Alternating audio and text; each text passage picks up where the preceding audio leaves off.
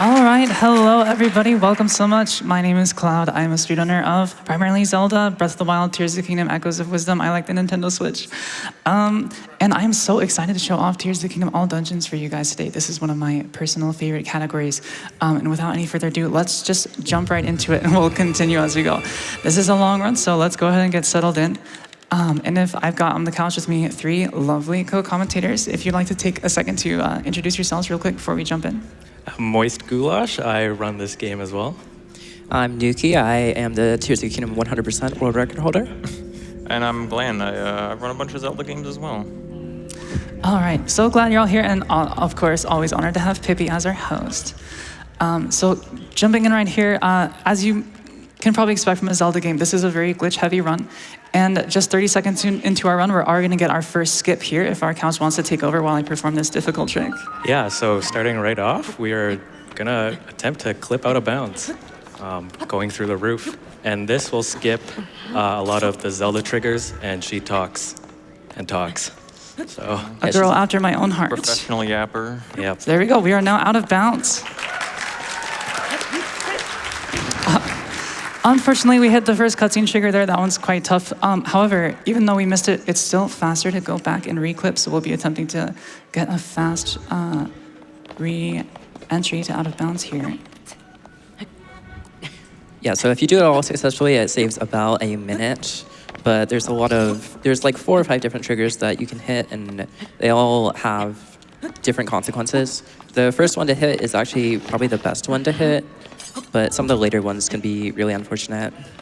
Yeah, so we'll try to...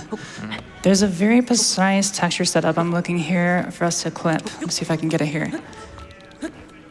That one was quite close. Yeah, so like 90% of people's runs actually die here because it's just that accurate, precise. Yep. All right, we'll give it a few more tries because I really want to show off this section.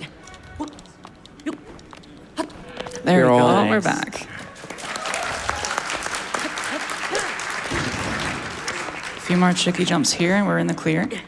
And these jump slashes are called Moz doors. Unfortunate. All right, we'll just go ahead and run through then, I think. Actually, no, I'll give it one more try. Why not? For the fans. Mm-hmm. Yeah, while she's doing this, you want to explain Moz doors? Yeah, so the backwards jump slashes, sure. or they're called Moz doors. If you jump slash backwards, Third time's the charm. this game gives you it keeps your momentum, your running momentum, and we can chain them, and we can go pretty far with them, so. Yeah, so this is used to cross a lot of horizontal gaps that otherwise we couldn't. All right, we'll just go ahead and run through then. No problem. More Zelda, right?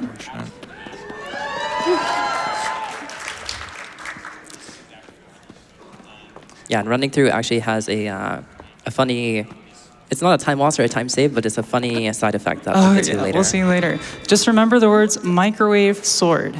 Trust me, it'll come into play later.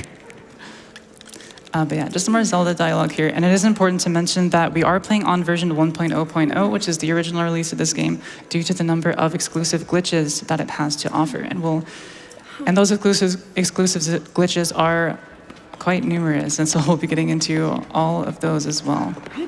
Quick optimizations here, just jumping slightly past the dialogue trigger to get a little bit extra space before Zelda runs up.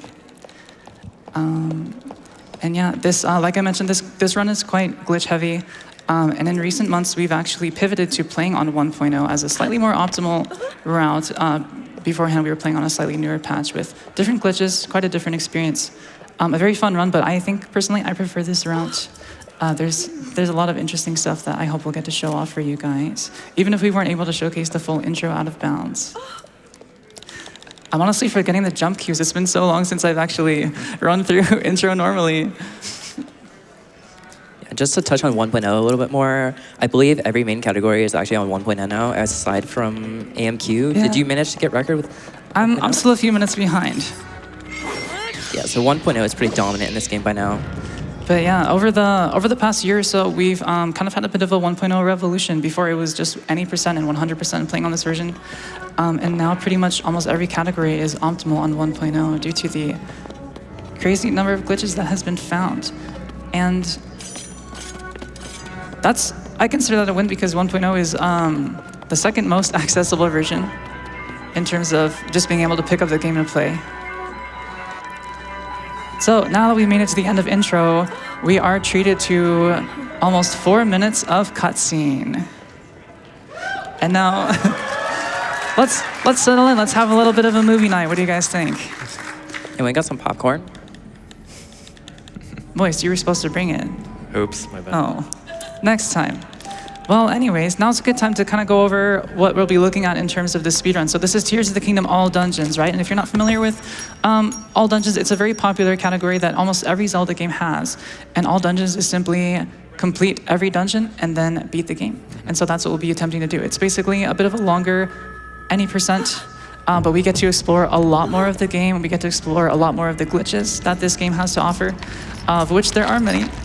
And I'm really hoping that this will be a fun category to showcase. Yeah. But we can kind of ignore the lore going on right now. Yeah. And if I don't have anything else from our couch commentators at the moment, perhaps we could pass off to Pippi for a few donations. Of course you can.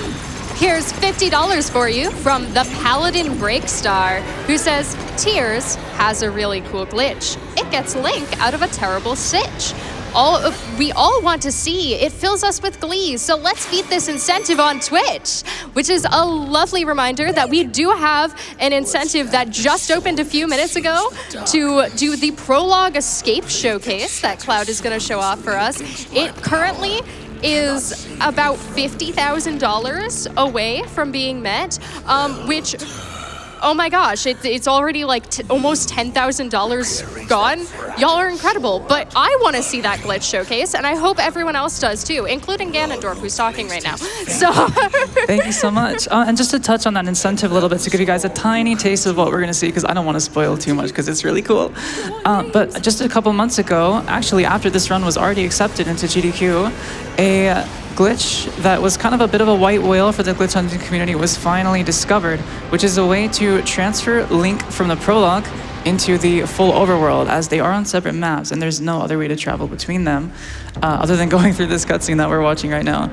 But recently a glitch was found to make that happen, and so I would love to show that off for you guys and show off all the things that it breaks in the game. So please go ahead and donate if you are able, not only for the glitch incentive, but just to support the wonderful cause that all of us here at GDQ are contributing towards.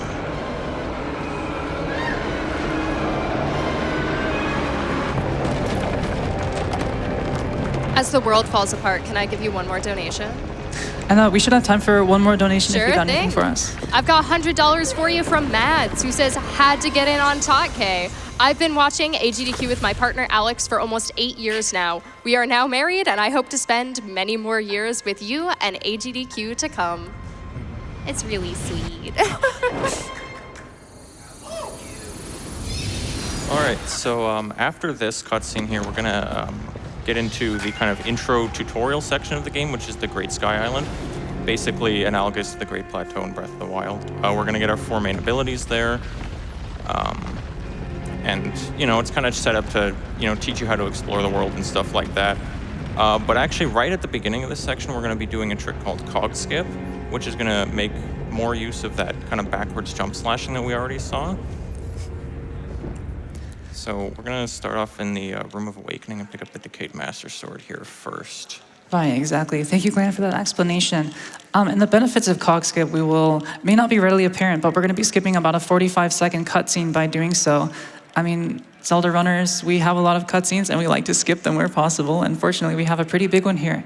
And then performing Cog Skip will allow us to exit this room earlier than intended, and we'll be able to make it up into the hallway that normally leads to the 4th Shrine Recall, and we'll be able to head outside from there and pick up an extra item that will be very helpful with us in our quest here to save the princess. And we'll also be skipping a 2-3 minute long running section out of the room. So I'll go ahead and kind of focus up here so I can try to get this trick. Yeah, this is a pretty precise trick.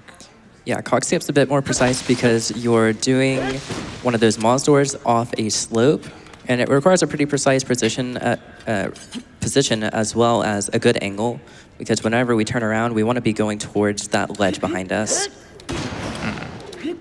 Luckily, this trick is difficult, but it's also very quick to retry. Didn't quite get the angle I wanted there.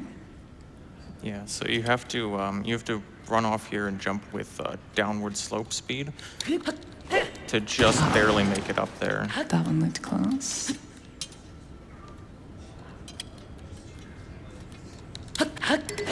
There we Nice. go. Yeah, And now Link- some very careful navigation along the wall here. I'm gonna play it extra safe because I don't want to fall down.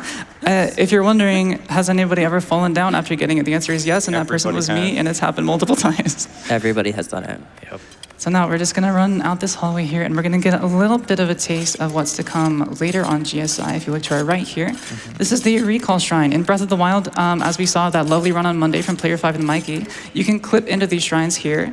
However, we're not able to do that until we reach the door at the Temple of Time. So we're gonna have to activate a couple quest flags before we can get there. By the way, can we get a round of applause for that amazing 2P1C Breath of the Wild run on Monday night? Mikey and Player 5, we love you guys. Good friends of ours. You guys absolutely killed it. They are my goats. So another benefit of doing Cogscape is that we're able to get up here in this part of the island and grab these Zonai wings out of the chest here. And we only get 3 of them, but actually in this game, that's just infinite of them because we can duplicate things extremely easily on version 1.0, as we're seeing here.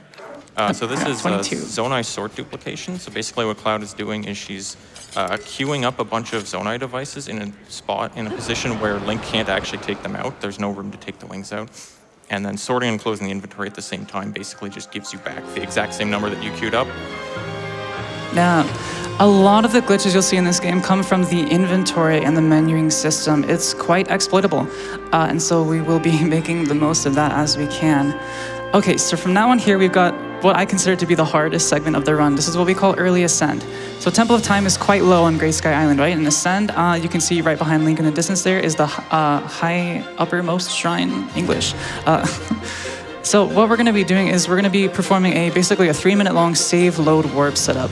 So after we activate the door at Temple of Time, from here on out, we're gonna have to be playing The Floor is Lava to stay on a wing. And that comes with a very hard trick wing flip I'll try to pull off here and let you guys take over so I can focus. Yeah, we're gonna need some silence.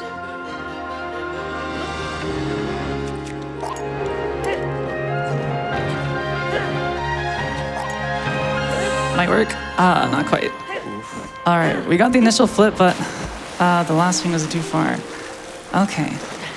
Despite that trick saves about 30 seconds, so continuing it is definitely not a run ender. But since we missed it, I'm gonna go for a bit of a safety strat here. So if you guys wanna start talking about MNF, now would be a great time. Because we are about to go back in time. I know this game doesn't really have time travel as a mechanic, but we're going to make our own. Yeah, so this is called Quick Drop Zuggle, where we're gonna... Zuggling is kind of like duplicating the weapon, but this also goes through loads. So now... We're gonna head over and grab the autosave here first, actually. Give us more time to talk about it, I think. Yeah, so... Oh, I did not mean to pick that up. Let's try again. Oh, now I have 2. Yeah, so the quick drop Zuggle is going to glue the weapon to Let's try this Link's one. feet. Oh, there's and my then wing. that'll persist through loads, and we can load back to the intro, the prologue sequence, which will be pretty helpful because we can then do another quick drop Zuggle, or she might do something else. But she can do another quick drop Zuggle, and it'll allow us to take the Master Sword from the prologue, and that Master Sword is a very special Master Sword. Okay, this spot seems to not be working. We'll try something over here. And we need a weapon because the menu isn't unlocked in intro. So if we transfer a weapon into intro, the game allows us to open the menu. This is bad. Yeah. If I pick up that branch, the game will crash. Let me see if I can reload here. Yeah, like I said, this run is quite typical for Zelda. Yeah, the early game of this run is like by far It's the pretty hardest. brutal. It's where like most runners of every category spend their time. It's like our daycare.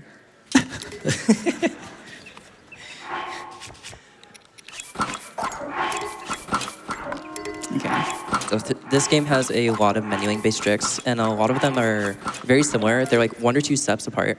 So you really just have to get a feel for them and separate them in your head. Okay.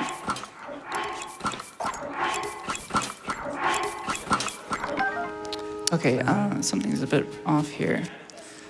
Let's go ahead and try that again. The pauses she is doing are frame perfect, so... not easy.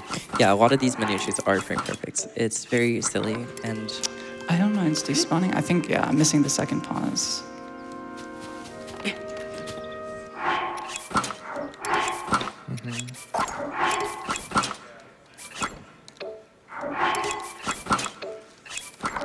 There we go. that was best. Finally. Nice. All right, I'll just go ahead and make a manual save here instead of trying to grab that again. All right, so now as mentioned, we are going to be heading back, and this is another reason, part of why we try to go for that intro clip, to preserve an autosave from the intro.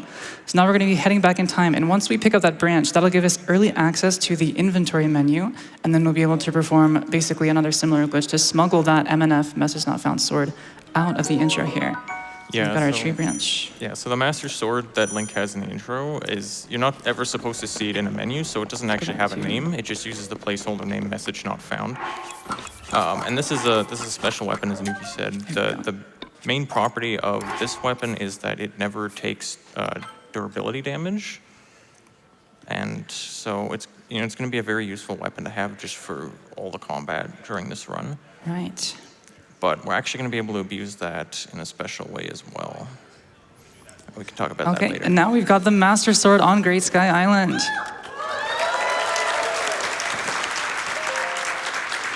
So here we're going to be setting our next quest progression flag. This is grabbing a key item, the PippyInATopHat. I mean, it's basically a Nintendo Switch reskin, but we're going to be grabbing this item that will not only allow us to access the map, access fast travel, it'll also clear a void out barrier underneath this island. So this is kind of a required stop. And the idea with that wing flip trick I was trying to perform was we stay on the wing during this dialogue segment and then head down to Temple of Time. But we'll still be able to perform a slightly shorter version of that from here on out after we grab the PippyInATopHat, head down to Temple of Time, and we'll be grabbing a couple other items along the way while we attempt to stay on the wings. But actually, now if we've got a donation, now would be a perfect time. Oh, I have a wonderfully relevant donation. I have $6 for you from Sledge, who says, unlike the message not found, I hope this message does get found because I'm happy to be able to donate to a great cause. Good luck on the run, Cloud, and thanks to everyone at AGDQ for making such an awesome event happen. Thank you so much for your generosity, and I'm so glad we found your message. Performing a backflip wing mount there, a little stylish. And you'll notice that he's holding the sword and the tree branch at once. This is a property of what we call Zelda, where multiple items can be stacked in Link's hand at once. And as Glan mentioned, we're going to use that for damage, as well as a secret other thing that we'll get to later. But on the way here, I'm going to focus up. We're going to attempt to perform a little bit of vehicular robot slaughter with this wing here. This guy here, he's got a sword and shield that I'd like to have, if you don't mind. thank you. Thank you for your sacrifice. You will be remembered fondly. Alright, we're gonna do some platforming just to avoid the ground. Yeah, I'm gonna play it extra safe here. Yep, the floor is lava. The reason why we're doing this is that, All right, that should be good. when you void out or save and reload, the game stores basically Link's the last position that he was standing on solid ground. And the wings don't count as touching solid ground. So right now, Link's respawn point will be all the way back up at the Steward construct who gave us the PippyInATopHat. Yeah, so if everything worked out, we'll get the void warp successfully. We'll be right back up where we were. And hold. We got it. There we go. Very And nice. yeah, this is really useful because now we have enough height again that we can fly over to the Ascent Shrine, or in this case, we're going to go to the bottomless cave and then climb up. That was some gnarly lag on that jump there. Another side effect of playing on version 1.0 is it's kind of unoptimized compared to the patch you probably are playing on at home, the current version. And there's a lot of lag, and we tend to have to deal with that in a number of ways. We get longer load times, etc. But we've found quite a few strats to reduce that as much as possible. So now coming through the bottomless cave here, we're gonna grab up a classic Zelda item, the bomb, or bomb flower in this case. And unlike other Zelda games, we don't actually use bombs for a lot of glitches. They're more of an enabler that we can use for movement and other such things. So we'll be grabbing a few on the way up here. Yeah, they're still really useful. That guy's creeping me out. So Great Sky Island is actually set up in a way that like you're supposed to kind of do it in a linear way, the first 3 shrines, but we're going to do it backwards from that. As Cloud mentioned, the Ascent Shrine is the highest one. So we're going to start there, and then we're going to be able to kind of glide our way down. to the other two. Yeah, and here we can grab our second shield. I should be good on health, right? 1.5? Yep. Okay. Yeah, you're fine. I haven't been this way in so long. A little bit of careful stamina management here, and we'll get to our first shrine. You also may notice that Cloud has been using a stamina-preserving movement glitch called crouch throw sprinting, since they removed our favorite casual mechanic, whistle sprinting, for some reason. Rest in peace, whistle sprinting. You were the best. I'll miss you forever. Gone, but never forgotten. All right. All right, and we have finally made it to our first shrine, and this means we get to talk about one of my favorite tricks in the entire game, which is arrow smuggle. If you haven't seen a Tears of the Kingdom speedrun before or haven't seen it in a while, you're in for a treat. This is one of the most fun movement glitches we have in this game. So the way arrow smuggle works is we're going to be doing some similar menuing to what I did earlier with the branch up before the Temple of Time. And what this menuing is going to accomplish is we're going to be desyncing Link's bow from his character model, and it will be stuck at his feet in what we call a drop smuggle. Now this is a bit technical, but don't read too much into it. The important thing you need to know is that with the bow out, if Link performs a jump slash, that animation will be canceled on the first frame due to the glitch state. And if you go into that jump slash with any sort of momentum, you'll be able to chain it infinitely and carry that momentum in whatever direction initially set. So if that didn't make sense, don't worry. I think the visual aid that you'll get here in a minute will be a good indicator of what we're looking at. Yeah. This is a very And fun it glitch. is quite a difficult trick. You have to basically press 2 buttons in a certain rhythm, or else you'll drop it and fall down. And if there's lag, then it might throw off the rhythm or eat an input or something like that. So some are more difficult than others. Yeah, for anyone who watched Linkus's Wind Waker run earlier this week, you can actually think of it as pretty similar to zombie hovering. Just we're actually alive this time. Probably not quite as difficult as zombie hovering, but there is a...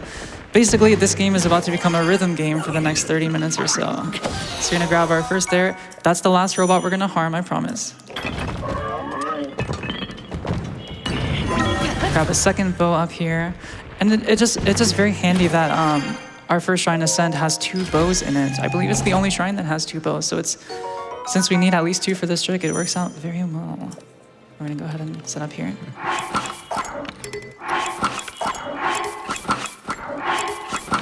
This is also a frame perfect trick, and looks like we got it. Very nice. And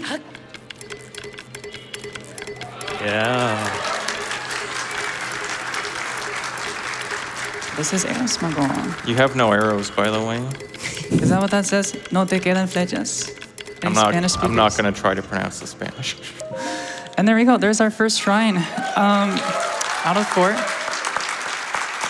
And I'll just go ahead and give you a spoiler now. The remainder of the 3 shrines will also be completed using arrow smuggle. But the great thing about arrow smuggle is, like I mentioned, whatever momentum is set into your initial jump slash will carry throughout in that set direction that whatever you have set there. And we have a few different setups that we can use to gain speed. The one I just did here was actually the slowest one, just running and jumping, because Link's running speed is not that fast compared to other things. We're going to see another setup coming up soon where I crouch jump off a wing into a shield surf. We can do some pretty stylish tricks with arrow smuggle. And then we'll also get to see those bombs come in handy pretty soon. But now, if we have time for a quick orb. A quick donation. Of course. So I don't speak Spanish, so I can't help you with the Spanish thing. But I know somebody who does. We have $25 here from Spanish Ganondorf, who says, "Hola, you seem to have caught me. Mid suavemente." Thank you, Spanish Ganondorf. I was waiting for that one. All right. Oh. So we got a little trick coming up here after this shrine. So we're going to be making our way over to the Fuse Shrine next. But on the way, we're actually going to get the energy cell, the battery. If you don't get it before you complete the second shrine, then the game basically gives you this slow cutscene and gives it to you. So we're going to actually get it normally on the way there because it's faster. In order to do this, Cloud is going to basically throw a wing capsule off here at a specific visual cue, and it's going to basically hit a construction that a robot has down there and activate it, which is the trigger to have him give you the energy cell. Another thing with arrow smuggle is that you can fall damage cancel really easily. Yeah, that was not intended. I was supposed to jump right on the wing, but we saved it with a quick mid-air wing pull. Yeah, I was going to say, that was a beautiful backup because she was not meant to fall off like that whatsoever. So can we get a round of applause? All right, here's our next setup. Yeah, and as you can see, shield surfing off the wing gave her a lot more forward momentum, whereas in Ascend, we don't particularly need the horizontal momentum, and that's why running and jumping off works, because we need verticality in Ascend, but majority of the time we're using Aeroflight. We're wanting to go a horizontal distance. And there we go. Yeah. We're at the We're in shrine. fuse. During those flights, I tend to be looking at my mini map to check both my angle and my elevation. I'm really glad this game added coordinates, because otherwise, a lot of these flights, since we have to go backwards to preserve the momentum most effectively, they'd be kind of hard if I couldn't see, the ground. So now we're in Fuse. Fuse is an incredibly useful ability. I would say it's probably the best in a speedrunning context out of the 4 that we get on GSI. Yeah, for sure. We're going to be able to make use of those bombs that we picked up earlier. And we're also going to be performing some more duplications inside this shrine. This is kind of where we prep for the first leg of our journey. We're going to be getting some bombs. We're going to be grabbing an extra shield. Yeah. And we have another trick shot, actually. So we're Coming going up to in be just a second here. duping some bombs here, which is going to work similarly to how she duped the Zonai devices. Except in this case, you just have to be able to hold items while airborne, where there's a few states that allow you to do that. One of them is shield surfing. So just like that. Now we have 3 more bombs. I'm going to grab these arrows here so I can attempt to snipe this chest down, not with this heat. We're going to shoot it at kind of a specific spot on it so that it sends the chest flying towards us and we don't have to run over and get it. There we go.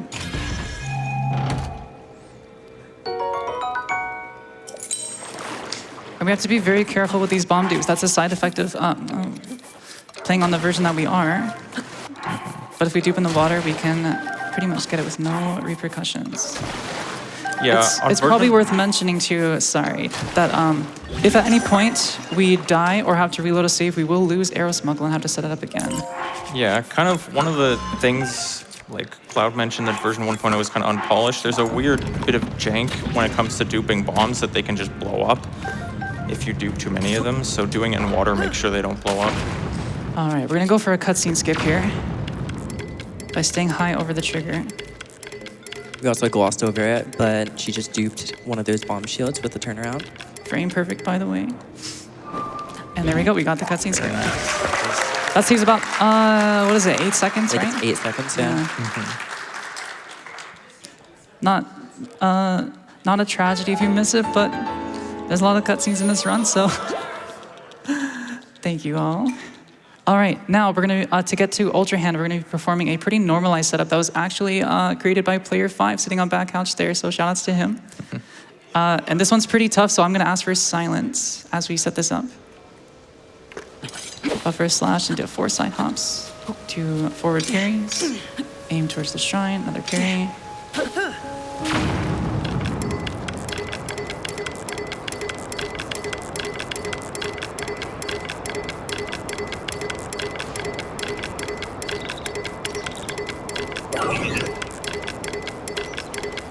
Angle looks great. Height looks good. There's a lot of lag in this area, so I need to be very careful not to drop the flight. And looking up there, I am not quite convinced if it is actually placebo or if it works, but here we are. That's actually quite difficult. That was a really good flight. Yeah, I'm definitely glad we didn't drop that one, so. Yeah, something that makes that flight really difficult is that the Ultra Hand Shrine is actually a fair bit higher than Fuse, so you need a very fast rhythm so that Link is gaining height during that flight. Yeah, that brings up a good point about arrow smuggle, which is that, so the faster you repetition between pulling out the bow and doing a jump slash, it doesn't actually increase your speed, it increases how fast you gain height, because those jump slashes are being inputted at a faster rate. And so yeah, we had to input pretty heavy there. There is a cap, I believe it's around 150, 160 BPM. That is like the task limit. So if you go above that, it's just not gonna be possible. However, I think the highest I've ever got is like 130 without dropping it. Because if you input the jump slash too early before the bow is pulled out to a certain degree, he does a normal jump slash and that just kills all your momentum. Yeah, so here we get Ultra Hand, which I I don't think we even use We'll use it later on for sure, but like a couple times. not in this shrine. We're gonna perform what we call a ledge bomb, yeah, which I is guess a we do. bomb jump off a ledge. Yo, moist rail. Got a good launch, let's go for it. Go for moist rail. Oh. We solved the puzzle. I bonked, that's okay.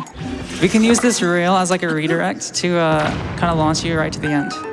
Found by my goat, moist. Yeah. But there's Ultra Hand. Get your orbs ready, chat.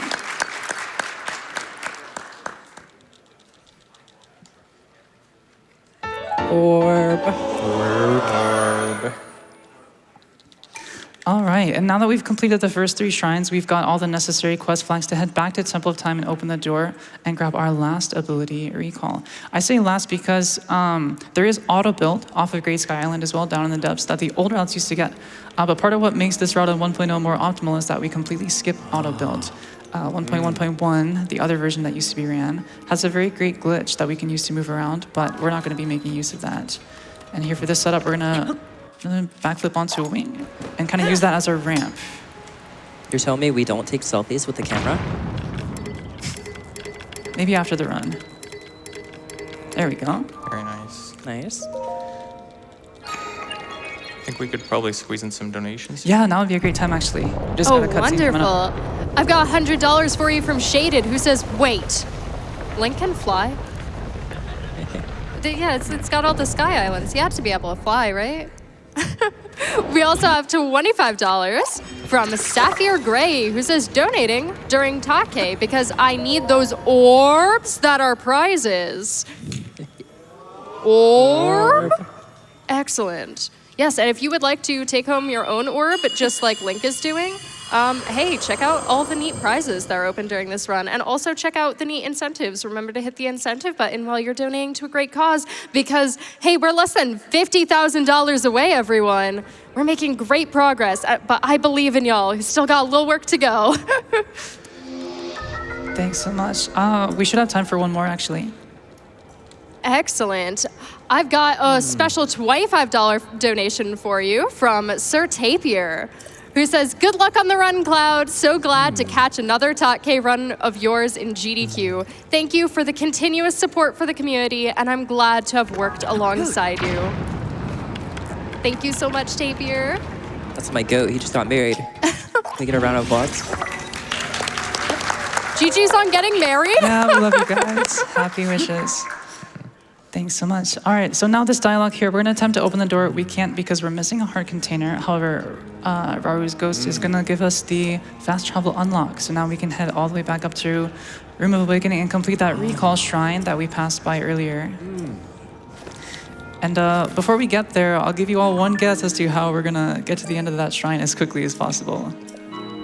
If you guessed arrow smuggle, Swim. you're correct. Well, let's hope we don't fall in the water. And another micro optimization here, I jump before opening the map because if you, first time you open the map, you get a couple 2 or 3 second cutscenes that place, but if you open it in the air, you can skip those. So if you ever see a speedrunner jumping when they open the map, that's why. It will actually clear after we get off GSI, but I just do it always out of force of habit. Yeah, basically once you touch the surface, then it stops happening. So fortunately, we don't have to do cog skip a second time. Good riddance, I say. You could have gone for it for fun. I should have, yeah. But yeah, so for this setup inside of Recall, we're gonna have to, there's a gate at the end that has moving clock hands that you have to use Recall on. It's on a cycle, but if I go quick enough, we can catch the earliest possible cycle just barely. So we're gonna go for a jump off these stairs here. All right, that looks good.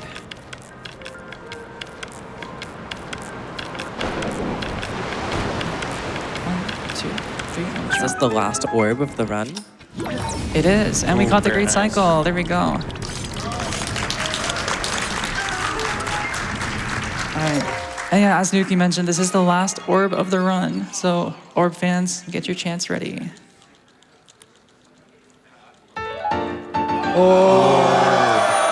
I mean, the vows are kind of orbs too.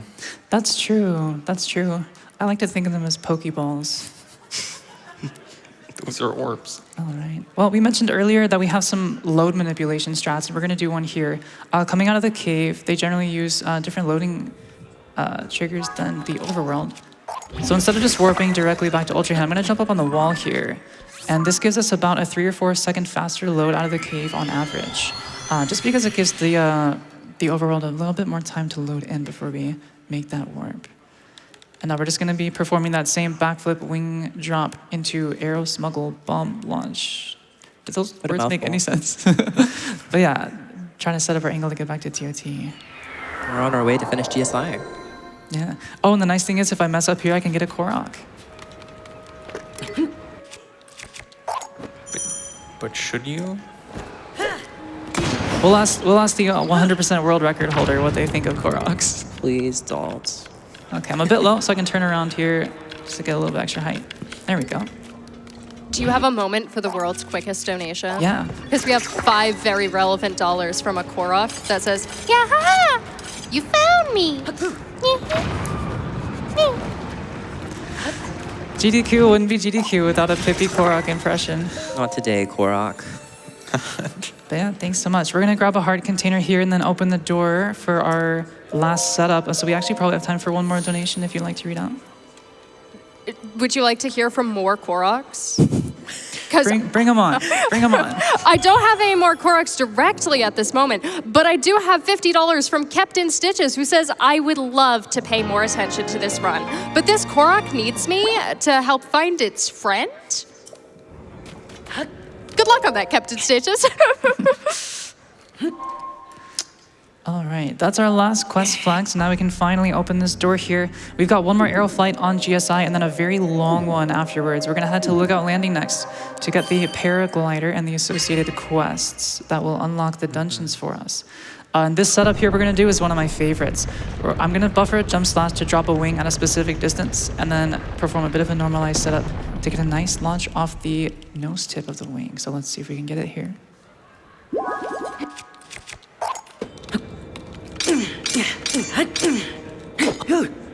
Very nice. Beautiful.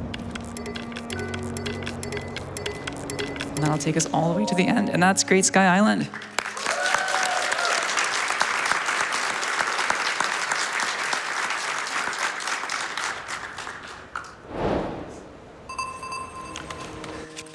Before we head all the way down there, let's see. That should be good. All right, we're gonna be grabbing one more key item here that will be very useful for our journey. Yeah, so Cloud is going to go down and reach the surface and grab some rockets. And we're going to be doing a glitch called Pocket Rocket, which basically we're going to fuse entangle, which means we're going to fuse a rocket to our shield, and then it's going to stay in the overworld, so we can also fuse it to our weapon. And that'll keep it from despawning. And what this will allow us to do is infinitely jump with the rocket on our shield, so long as the shield has durability.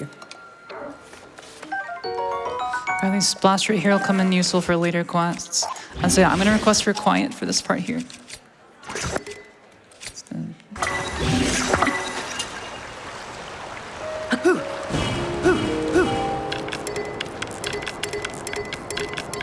Yeah, so there we just got to see Pocket Rocket in use. So basically, having that set up allows you to shield jump to activate the rocket and then quickly cancel it so that you just get quick boosts of speed. But every time you do that, your shield takes 1 damage. So with the wooden shield, we can't really do it very many times. We've now reached cruising altitude. The seatbelt sign will be turned off. Yeah, I just need to focus up for that part. There's a hill I need to clear on the way here. And the forest area there is quite laggy, so it's very easy to drop that flight. But yeah, that's just a small taste of Pocket Rocket. It's one of the fastest movement methods we have for short distance travel. I'm gonna pan the camera down a bit here, actually. Yeah. See if it helps with the lag. We'll see another movement tech later for long distance travel. After we go through this whole There's my little choo-choo friend. Oh, he brought a buddy. That's great. We need to give that guy a name. Any ideas what we should name that chew? Maybe you could send it out as a donation, perhaps. I'm sure chat would. Perfect angle. Oh my god, that was a bit scary. But here we are. Yeah, if you guys have any ideas what we should name that choo-choo, maybe let us know with the donation message. Yeah, pocket rocket's really useful in early game because we can flight, but with arrow flight, once you launch, you're pretty set into the angle. And like I said, we mostly use it for horizontal, but with pocket rocket, it gives us the verticality that we need for pretty much anything.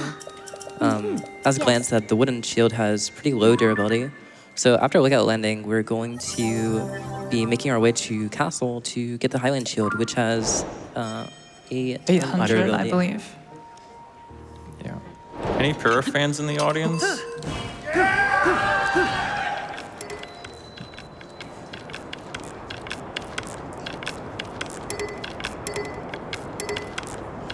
Yeah, so we have to do a little quest line here to get the paraglider. Unlike in Breath of the Wild, where they just give it to you right after Great Plateau, we have to do a bit of quest line here. So we basically just have to go to the castle and talk to Hawes and then come back and talk to Pyrrha again. So I think to refresh shield there. 1, 2, 3, 4, 5, 6, 7. We don't actually need the paraglider technically, but we do need to get the regional phenomena quest line, which we only get after Pyrrha gives us the paraglider. So we do have it for the run, fortunately. All right, let's see if we can not overshoot this. Perfect. Nice. And there we go. That one's always a bit sketchy, but glad we made it. Yeah, in terms of dungeons, actually, so this game we have 6 dungeons that we count in terms of the all dungeon speedrun. So we have the main 4 regional phenomena quests: Fire Temple, Water Temple, Wind Temple, Lightning Temple. We also include Spirit Temple / Construct Factory, and Hyrule Castle also counts as a dungeon because each of those dungeons has a boss with a heart container. And if we don't kill them in their dungeons, we have to face them in the boss rush at the end of the game, which is why we count them as dungeons for the purposes of the speedrun. And like Glan mentioned, we can actually complete the 4 regional phenomena without paraglider. I've tried it, I don't recommend it, but it's definitely possible. However, getting the paraglider also sets a quest flag that we need to get into Spirit Temple. So I'm gonna just mount a wing here real quick. So here we're gonna damage down this sword that we're gonna use to transfer this one-hit durability to our message not found, which will make the Master Sword do double damage, but it doesn't break. So. Okay, 2 more. Let's focus on the flight here. 1 and 2. Yeah, so like Moist mentioned, I'm gonna go for weapon state transfer here. This is another frame perfect pause trick. This one is more dumb than all the other frame perfect pause tricks for no reason. That's Yeah. There we go. Second try is not bad. Nice. And now I'm gonna be doing a lot of things that don't make sense, and we'll explain it in a second. But I'm gonna need to count here. Do you know that the Master Sword is running out of energy? Okay. Let's try that again. 1. Okay.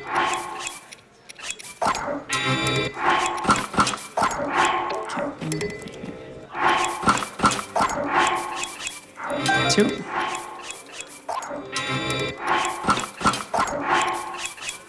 So remember when Cloud mentioned microwave sword? That's not good. I gotta redo.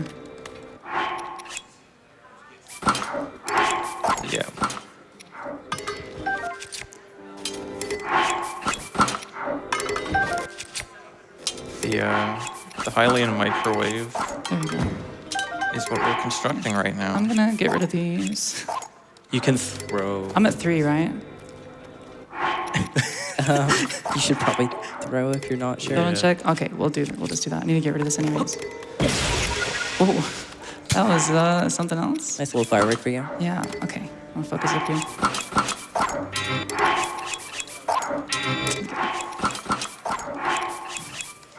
One, So what's going on here is we're doing 2. another Zuggling setup, but this time what's going to happen is we're going to be basically taping 8 copies of this Master Sword to Link's hand. And all of those have a normal hitbox and will hit enemies normally and do damage, just as they normally would. 6, 7, All right. Okay, one more.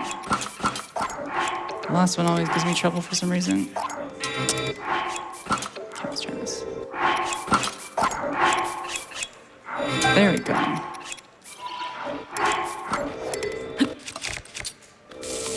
There's going to be an interesting property called overload that also utilizes these 8 zuggles used to clip out of bounds and stuff later on. Yeah. So, because of basically what happened early on in the run, and we ended up not getting the message not found in exactly the way the route normally would, there's basically a property of this sword from the prologue, from the intro, where once you reach a certain point, the sword starts glowing like it senses evil. And so right now we're hearing basically 8 copies of that glowing, humming sound. Yep, and it makes a nice little ASMR white noise microwave hum that we're going to be hearing for the next couple hours. But yeah, I just did a little, we missed it, but I did a little shield dupe there. There's like 45 ways to duplicate stuff in this game. And that is another one. So now we're just going to be heading back to Lookout Landing to grab the paraglider. Did you not have to drop an equip? Or I did. Oh, okay. I unfused the sword, which automatically equips it, and then I drop from there. Oh, okay, I see. Because I need to reuse it for pocket rocket setup. Yeah, I gotcha. All right. I do Either ladies, appreciate don't mind if I how drop in. I do appreciate how this run, gets the Master Sword and the Hylian Shield. It's like iconic. You're not Good iconic Zelda run. you're not necessarily forced to get him in this game. But he's still naked.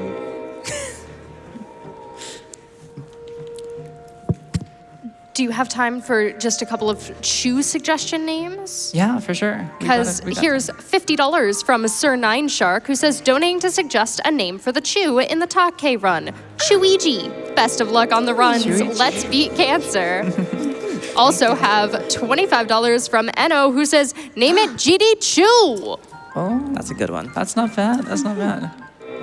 We have so many more. Yeah, keep them coming. Oh, keep them coming. heck We got yeah. lots of dialogue We have to skip through here. $5 from Mac8, who says Chewbacca.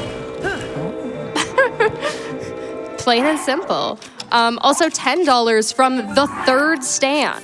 Not the first one, not the second one, the third one. Who says, name the Choo Choo Jelly Baby, please. Jelly baby, that's cute. I like It's that. adorable. Keep them coming, chat. There's so many good Yeah, thank you Chew guys so names. much. Yeah, keep them coming. We also have $50 for you from Suzushiro, who says, obviously the Choo Choo should be named Rocket.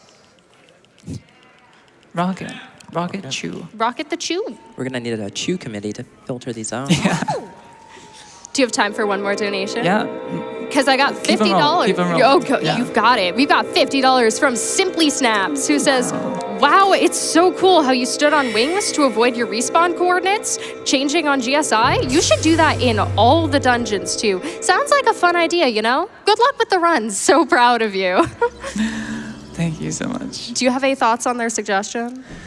I will pass. Not All dungeons, today. no surface sounds like a bit out of my wheelhouse. I'm a speedrunner. I like to do the same thing over and over again. Your wheelhouse? Is that a wheel warp reference? Oh no, don't get me started. This is something we will not dive into. Sorry, Requiem of Spirit. Okay, well now you have to explain it though, because we already... I don't know a thing about it. I just know it's infamous. All right, we've got time for one more, I think, Pippi. Wonderful. I've got $19 for you from Cyberwolf1201, who says, this hero, he had quite a shaka when he quested to fill some maracas. Needed 900 seeds, then 1,000 more, please. But he loves to see Hestu Shalaka. Very nice.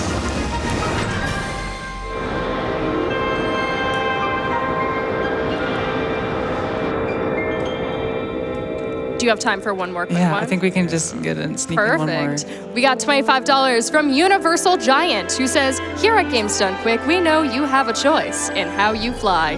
Thank you for choosing No Te Quedan Flechas Airlines. I love it. I love it. Did we ever actually explain the Spanish text? I think I mentioned it briefly. But yeah, we get those text boxes quite a lot. And then if the sword's badly damaged here, you get 2 at once, flashing in succession because you're doing a jump slash and then a bow pull. That's very nice. All right, so this is our last stop, and then we're gonna head into the dungeons. In terms of all dungeons speedruns over the different 3D Zelda games, I believe Tears of the Kingdom actually takes the longest time to get to the first dungeon. But after that, we're gonna be cruising through the rest of them at breakneck speed. Yeah. After we talk to these, drop in from the sky to chat with these ladies one more time. So yeah, here we go. We're finally getting our quest flag for regional phenomena, and we can enter the mask room at Dragonhead Island, which will be our next stop. Yeah. We're actually going to be completing Spirit Temple and Construct Factory first. If one of you guys wants to explain our routing reasoning behind why we do Spirit Temple first, even though I'm sure a lot of people did it kind of towards the end of their casual playthroughs. Yeah, so I believe the main reasoning here is that there's going to be a device dispenser up on Dragonhead Isle, and we're going to be able to get carts from that. And carts are going to be part of the other big movement tech that we'll use to cross the world quickly. There are a couple other parts of it as well. Minoru has some uses in later parts of the run as well. Alright, I gotta remember to grab the fish because I didn't get it earlier. Yeah. Come here. There you are. Give me That fish had an interesting day. You're also getting fairies on the way here, right? Yeah, we're gonna be heading. Yeah, that's basically why we want to head to Spirit Temple first. Is there's just coincidentally a lot of very helpful and powerful resources along the way. We're gonna be grabbing fairies. We're gonna be grabbing a strong weapon, a royal halberd. Yeah. The Sky Islands have some useful stuff. Fairies as well on the charge, and there's also a Lionel. We'll get to show off our first use of that super powerful sword stack that we have Zelda to our hand. If you blink, you'll miss out. Unironically, kind of.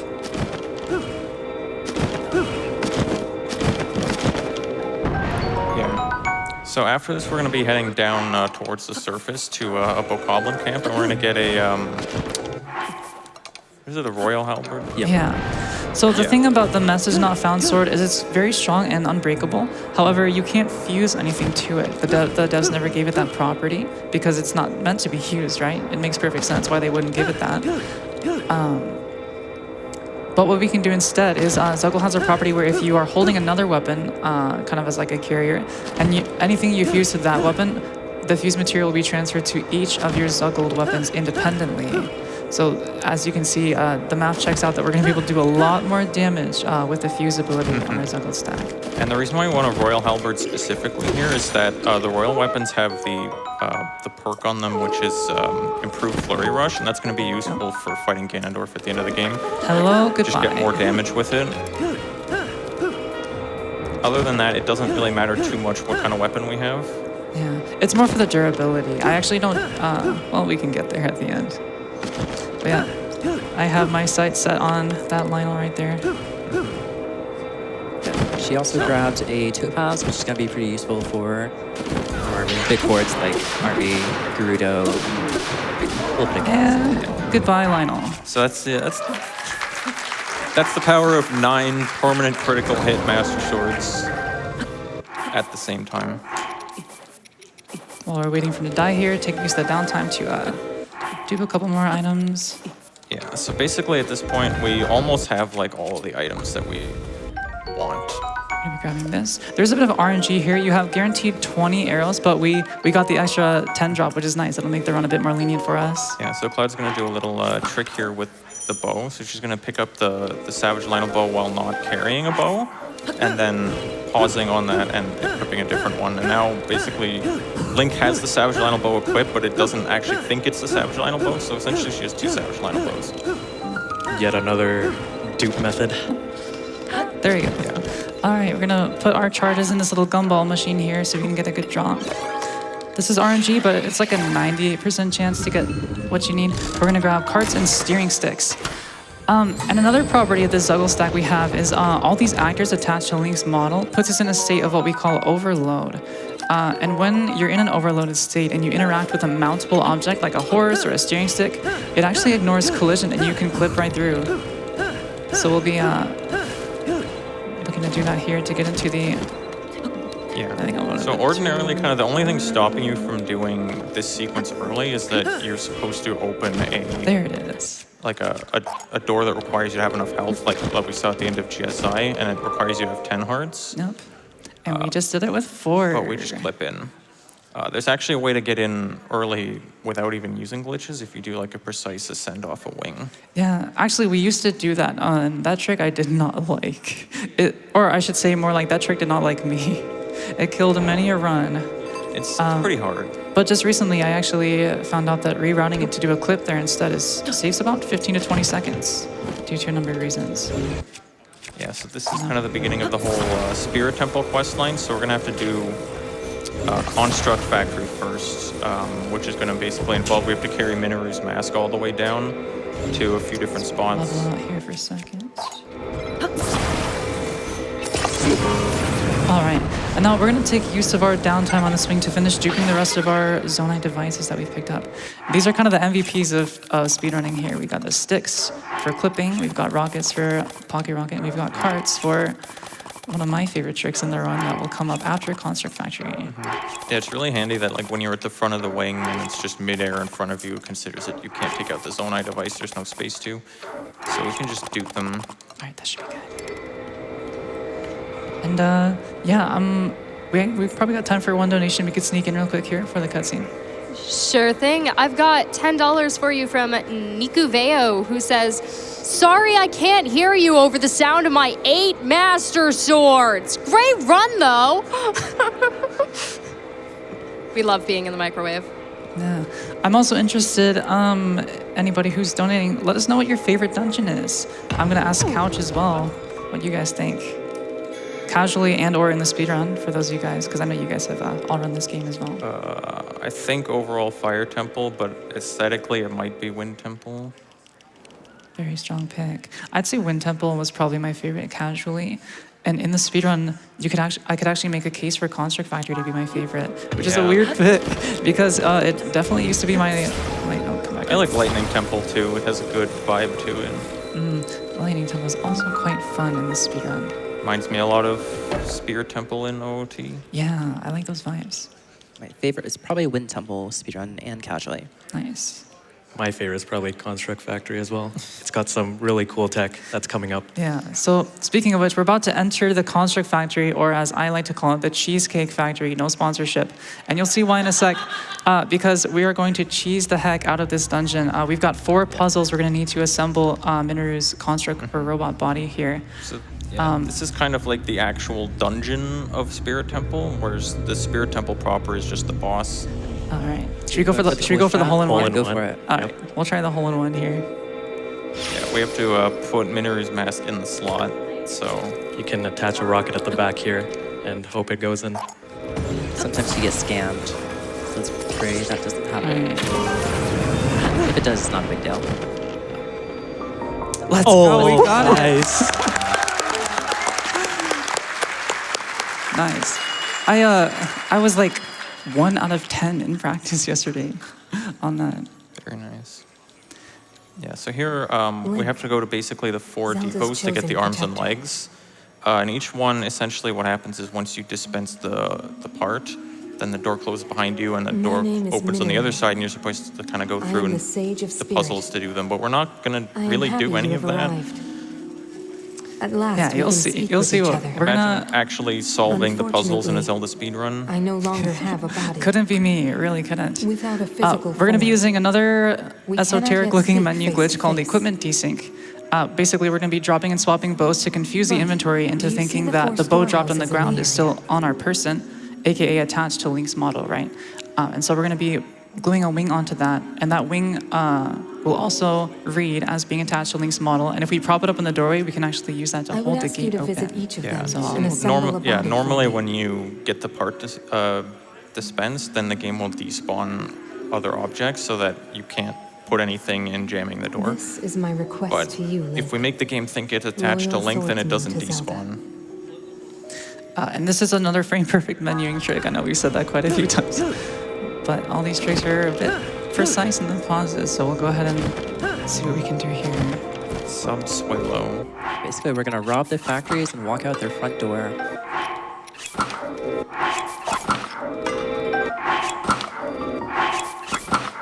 Okay, missing the pause here.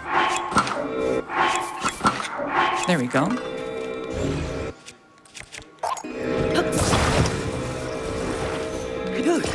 I'd also like to give a shout out to the Chinese winner Flower 2, former world record holder for this category, who helped come up with this setup. And so we're gonna see if we got this. So the cutscene's gonna pan over. If the gate stays open, we're good. So let's cross our fingers here. Yeah, as long as the wings All stay right, spawned, here we go. it should work. It's not a very precise positioning. And now those bright bloom seeds I picked up on Gray Sky Island are gonna come in handy as well. Bright bloom seeds, as well as to lighting things up, they also increase the radius that you can go from an object without it despawning.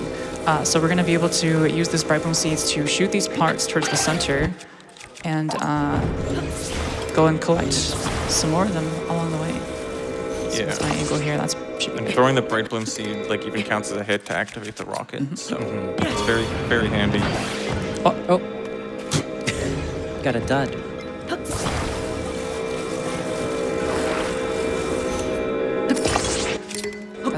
We'll just throw it over. So yeah, this allows us to go get another part while that one's flying over. Into the rafters, classic.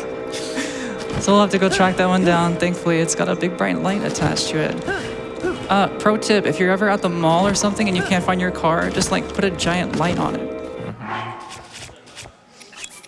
But what if everybody does that? That was close. Well, then I think we might run into a bit of a problem. There's my wing.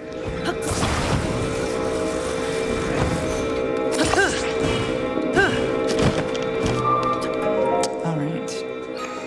Think we could fit in some more donations? Probably? Yeah, I think we got time for sneak in one quick Kind of one. just more of the same. Sure thing. I've got $75 from the one and only Rauru, who says, one more limerick, I swear, but maybe more limericks. Don't worry about Keep it. them coming. Don't mind. Poetry night over here in Pittsburgh. Oh, heck yes. There once was a princess most firm who went back in time for a term. Tears spilled from her head with the words that she said, would you still love me if I was a worm? Very nice, very nice. Your poetry. All right, this one we're gonna use 2 rockets, one on the top here. Hey, come here, you. Here we go. Let's see if we can get a sick kickflip.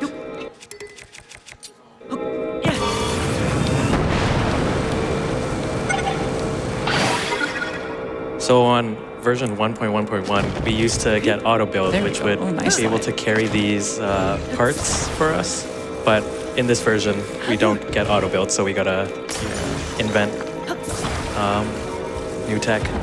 Clever ways to bring stuff around. All right, there's one. Now we gotta go explore the rafters to try to find my left leg. And Your sentence. a little thing here also, Bring like the other 3 routing here as well. the bright bloom seeds to have like exactly enough so that they There won't it plug up is. the menu afterwards. Because the quick menus in this game are kind of notoriously not quick. Yeah, that's true. Okay, here we go. I found my leg. Everyone who's played this game knows the pain of scrolling through like 100 materials in the quick menu. Yeah, that's true. Echo's players have it worse. And that's Yes. another part. 2 left. All right. Oh, there's Farash. That means I'm going at a decent pace, I guess. Hi, Farash.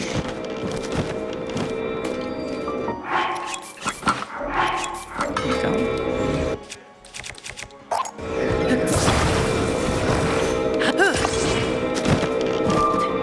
All right, we can probably sneak in another donation real quick. Wonderful.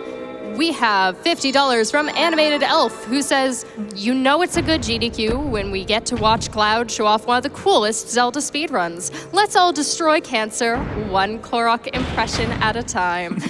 Do you mind if I include one more really quick one? Yeah, for sure. We've got $25 from Fango, who says, yeah, haha, you found me. That's 2 down, 998 to go. You heard him, Chad. Let's get 998 more. All right, for this one here, it's pretty lenient. We're just gonna bank it into the river. No pun intended. You. I wouldn't have even thought that was a pun if you didn't say anything. All right, just go off and do your thing. It'll carry it downstream while we go grab the last part here. Do you have time for a quick, very relevant let's go for it. donation? Because I've got $250 for you from Elika Giants. I like giants. I can read. Who says, we've been trying to reach out about your vehicle's extended warranty. I think that might be relevant. You just shoved your vehicle in a river.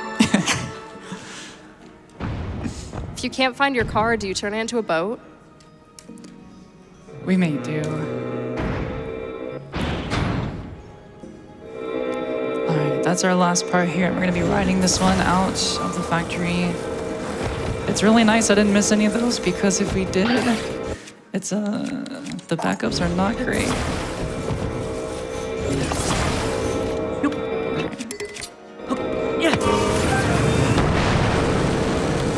Placing the Minoru's body parts in the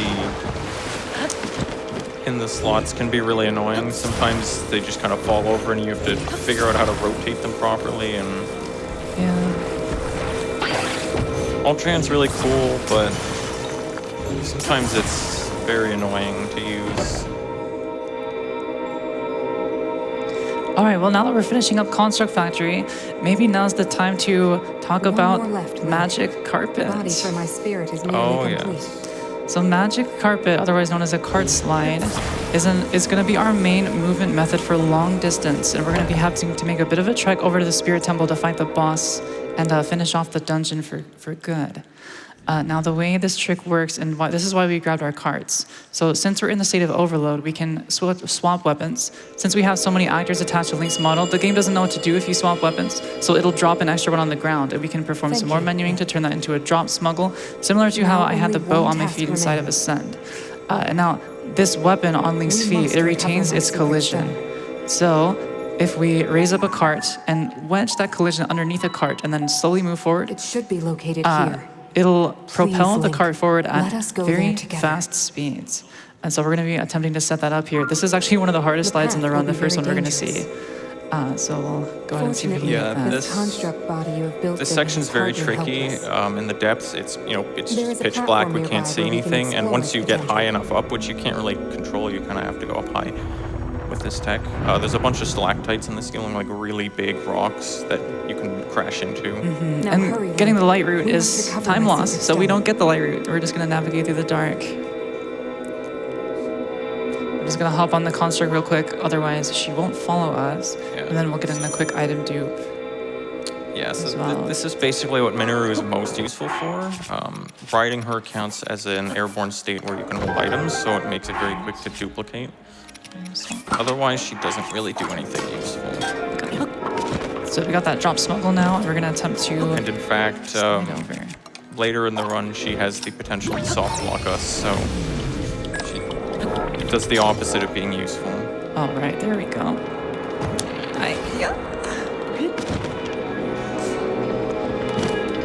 Let's try to set that up again. So you use recall here to get it in the air, so it actually makes recall pretty useful. Yeah. Okay. I think we can go. Okay, we should be good. There we go. Yep. All right. Nice. Yeah, so you have to like go over a hill, but also not too high with this, and it's very tricky. So we dropped our pocket rocket earlier, so we're gonna reset it up here. Yeah, for cart sliding, some people opt to not use gyro There she is. because not using gyro allows you to have a more stable build. Cart sliding in general, you can do cart slides with objects that aren't carts, but the setup that we use provides the most stable kind of build. I believe Cloud is not using gyro. Some Right, people do I use keep it gyro. turned off. I'm a bit old-fashioned that way, I guess. Yeah. So here we have the Spirit Temple, which is basically just the boss, which is the Seized Constructs. It's another big construct like Minoru, designed to be kind of like a Rock'em Sock'em Robots fight, but we're not actually going to fight it like that. That would be very slow. Yeah, if you had any doubts about if Zuggled weapons can be stopped by anything, it can't.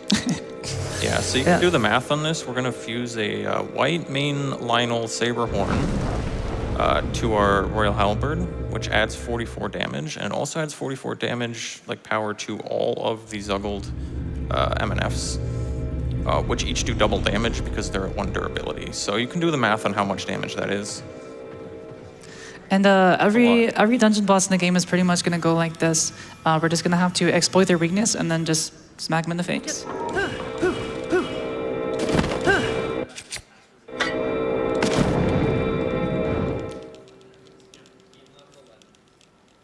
Yes, in this case, we just have to shoot it with bomb arrows or throw a bomb at it to stun it, and then we can beat it up. We will not be able to hold our way past its defenses. We must think of something else. All right, Nice and easy. and there's phase 1.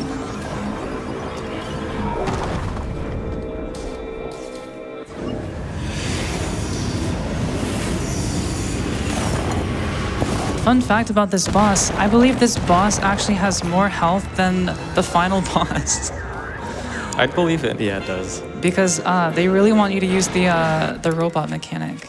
But I really don't want to use the robot mechanic. Yeah, you're supposed to like punch it into the barbed wire, which does a lot of damage.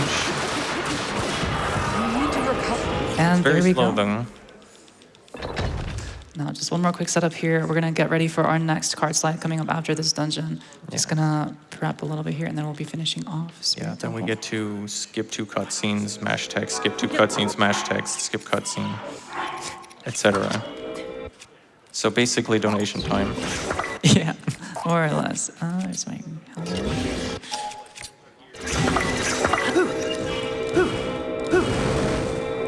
And that's Gonna be Spirit our Temple. first dungeon down. 1 down, 5 to go. And yeah, I'll turn it over to the host for some donations. We can probably fit in a few. Wonderful. I've got a $25 donation from MZ for you, who says, Cunning Cloud conquers chaos. Concurrently, Canadian Couch Crew creates commentary. Cool! Good luck, Cloud. We're all so Wow, proud of you that's for impressive. showing off this run at GDQ. Let's get that glitch exhibition incentive and keep raising money to beat the worst C word of all, cancer.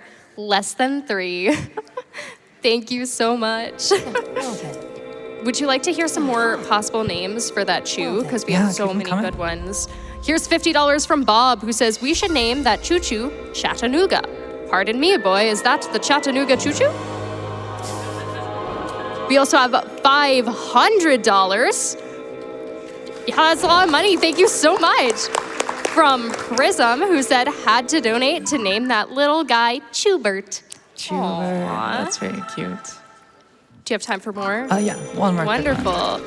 We do also have $50 from the Chew, who says, if anyone wants to know, I already have a name. It's Esmeralda. Thank you for your input, Chew. Do you want another one? We could get you another one. Everybody could use 2 names, right? Right. You could use like an online username. Yeah, so earlier she dropped the pocket rocket sword that was zuggled to her back. So we're 1 under the overload right now. So we're gonna do this temporary overload setup to get the cart back on, or the claymore back on her feet to do a card slide. And this is how most of our setups will look from now on. We'll just be doing an extra equip in the middle.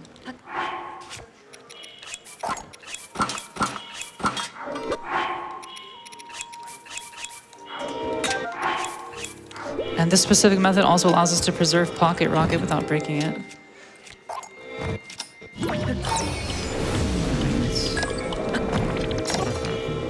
Okay, I think we're gonna get.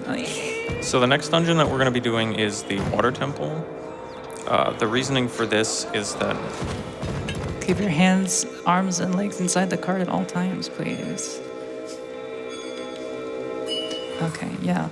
A bit of a wobbly setup, and you can really see how it's important to walk completely straight forward, so you can carry that collision in a straight line underneath. There we go. This one's much better. Yeah, so we're going to be doing Water Temple next, which I'll probably head around the main reason for this is that Sidon's ability is going to be useful for us to do Fire Temple afterwards. And you can see why we call it magic carpet here. We're just kind of gliding through the world. Yeah, you can really see the use of it a lot better now that we're not in the depths. All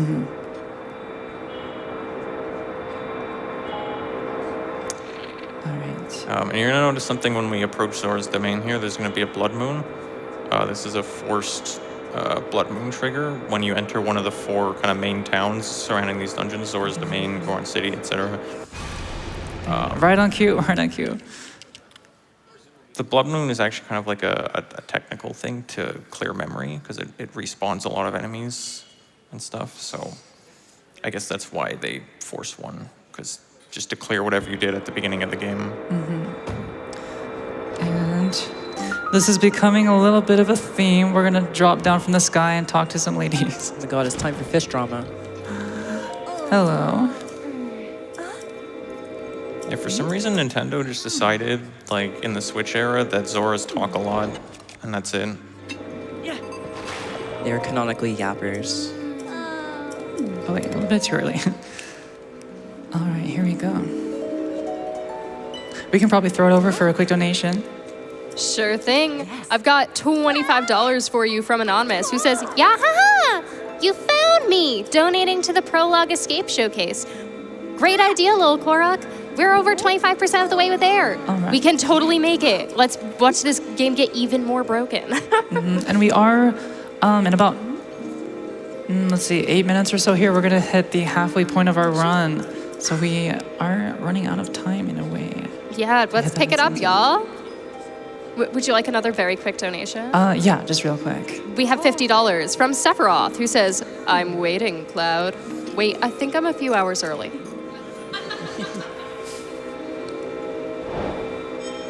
Thanks, buddy.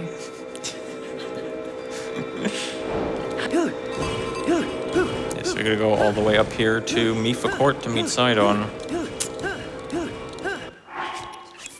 And just like on GSI, anytime we're moving super fast, I like to try to look up for lag reduction to avoid a world load. I got one anyways. Let's see if we can avoid the second one though. A bit high as well. There we go. That saved a few seconds. Any Sidon enjoyers in the crowd?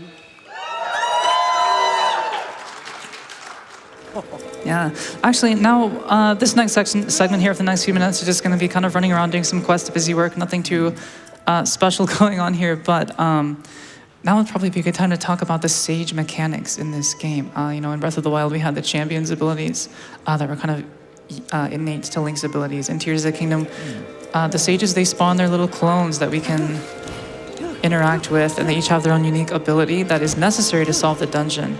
So Minoru, we were supposed to escort her out to Spear Temple, but we kind of took the fast track. But the rest of these sages, we're gonna have to use them to complete their respective dungeons. And something interesting and kind of frustrating about the sages is, since they're like clones that have their own AI and spawn in the overworld, it can be kind of hard to get them to do what you want and go where you want. They're notoriously uncooperative. However, that being said, we've developed, through sheer force of will, several strats that we can use for each sage to kind of manipulate them into doing what we want. It's not as bad as it sounds, I promise. Sidon, though, however, he's probably the worst in terms of getting him to cooperate. You'll see what I mean when we get to Water Temple, but it's not uncommon to lose 10, 15 plus seconds just to sage spawning RNG. And as Glan mentioned earlier, I'm also, once we get to Water Temple, I'm gonna deactivate Minoru because she counts as a mountable object. And you remember from earlier, if you are on a mountable object with overload, it'll clip you through. The problem is, since Minoru despawns and she's attached to Link, Link also despawns, and that can soft lock your game. And it's actually happened to me on PvPs. So we generally just turn her off for safety once we get to Water Temple. Yeah, it takes a few seconds to do it, so optimally it wouldn't, but no reason not to here. Yeah, it's about a 3-second or so safety strat. Now we're going to be grabbing a quest item, the King's Scale here. In terms of story quests, this one is another one that's a bit frustrating in terms of routing the speedrun. If we had any other way in the game to get this King's Scale item here, we'd be able to skip this entire first half of the Zora quest. Because all we have to do is head up to the floating scale island and shoot it through the ring, that little puzzle there. Cloud's going to do ascend in a specific spot here, and we're going to go all the way up. Takes a long time. Actually, the speed of ascent depends on what material you're going through, and rock is the slowest. Yeah. One of the slowest. As useful as for casual play, we do actually try to avoid using ascend as much as possible. Just because, I mean, as you can see, we're flying a lot faster than ascend can take us, but in that specific instance, it ends up being faster to use ascend there. Yeah, and to touch on stages a bit more, they can be a bit of a bottleneck. Like, the cooldown for stages differs between one another. Like for Tulin, if you miss a terminal in Wind Temple, that's like a 15-second time loss. Or like getting, like Cloud said, getting Sidon to spawn. Usually we're usually pretty ready for the terminal, and we're just waiting on Sidon, which is also a bit of a bottleneck. Some of them are a bit better than others. Like Unibo is pretty good. Yeah, he's got a very quick cooldown. Yeah, Unibo's great because Unibo, whenever you're riding a vehicle, he'll get on it, and we can use that to our advantage quite well, which you'll see later. Yeah, that's going to be a fun section. But from here, we're going to head down and fight. Each of these sections kind of has a mini-boss, so to speak. I guess for Spirit Temple, the Lionel was our mini-boss. But we're going to have to be fighting the Sludge-like. And there's something else here that we're going to have to interact with. The reason why we stayed 1 over overload limit here is because now, after this fight, we're going to be fully at overload due to a mechanic known as reduced overload threshold. So there's certain actors or events in the game that increase or that decrease the threshold for overload by 1. Just basically, you can think of things that temporarily attach themselves to Link. So like when you launch from a tower, you get that little belt that Link puts on. That will reduce your threshold by 1. If you use the Earthquake ability, where he pounds the ground, that reduces it by 1. And Sidon's Bubble Slash is also another one of those things that will permanently reduce our limit by 1 after the first time we use it until we close the game. And so we stay under Zuggled because it's much easier to add a Zuggle than it is to clear because you have to clear them all at once. So by doing that, we can make most efficient use of our weapon management here. Now this fight, So we're gonna... this is a quick fight. We just hit it with Sidon's water, then with a topaz, and then knock it over, and then hit it once for hit down. like 500 damage or whatever. Yep. And now we're coming up on the part of the run where Link finally gets to put on clothes. Some are not as excited for that. So the reason that we grabbed that fish earlier is we're going to trade it into Yona for the Zora armor that Mifa handcrafted for Link. Any Mifa fans in chat? I like that we get to wear it in this game. So the purpose for grabbing the Zora armor is twofold. Number 1, it helps us scale the waterfalls and get up to Water Temple in the sky quicker. And number 2 is later in the run, once we get to the Gerudo section, you can't enter their town shelter without a shirt on. They don't care if you're wearing pants or not, but you better have a shirt on, otherwise they're gonna throw you in jail. For some reason, that's just a thing in this game. So we're forced to get an armor piece no matter what, and Zora armor just happens to be the fastest for our purposes. So that's the drip we're gonna be rocking for the rest of the run here. And Pippi, I think we have time to sneak in a quick donation or two. Wonderful. I've got $10 from 8 Master Swords taped together, who says, Thank you so much. Do you have time for another really quick special one? Yeah, let's throw it out. Here's $50 from Vivi, who says, I've never been as calm as Cloud is when playing a video game in my life. Let's get more of her perfect gaming with the Escape Showcase. Yes, please.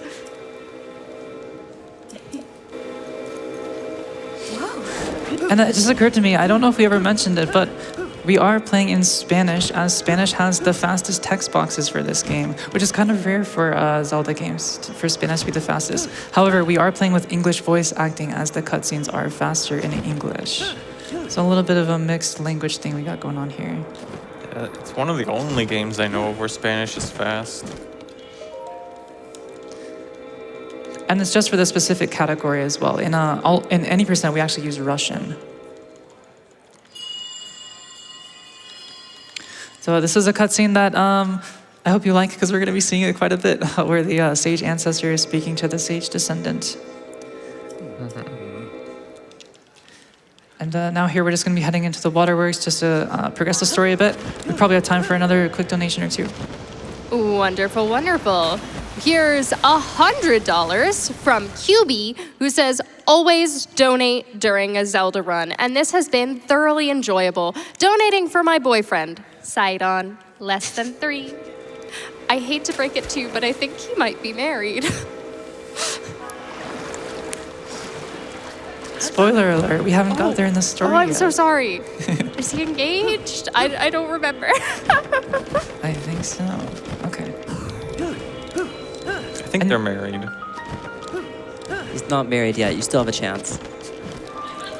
But get that in quick, because after Water Temple, we'll be treated to more fish drama. I think we got time for one more.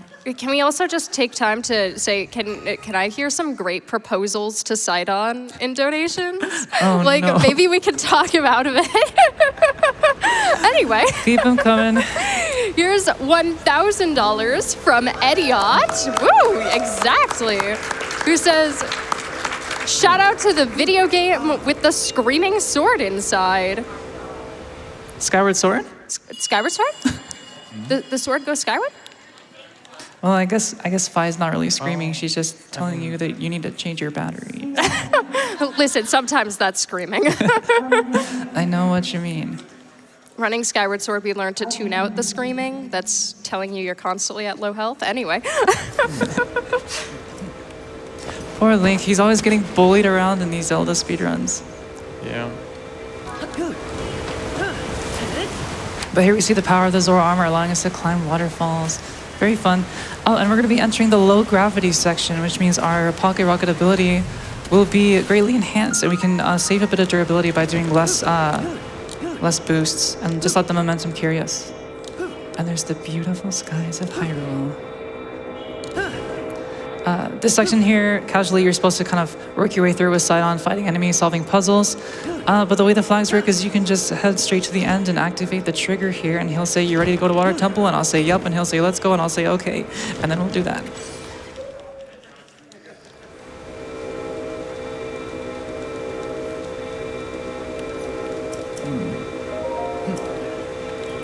Do you have a moment for more poetry? Yeah, I think we can get in some. Because we have $25 from Echo, who says, say, what a lot of chews there are. Some are red and some are blue. Some are old and some are new. Some are sad and some are glad. And some are very, very bad. What did the chew do? Oh, that's actually kind of funny because we're about to kill 2 of them in this step. Were they the bad chews? It's okay, I'm sorry, Sidon fans, but it's his fault that we have to kill the chews because it's a bit of a spawn manip. So we'll have 2 sections coming up here where there's chews that he wants to fight, and he'll try to gravitate towards them. But if we kill them, he'll just come straight to us instead. So, chew fans, look away. Yeah, so Water Temple, we're not really going to do anything as you're meant to. Yeah, there's just one puzzle that we're not going to be able to We're going to make cheese our way out of.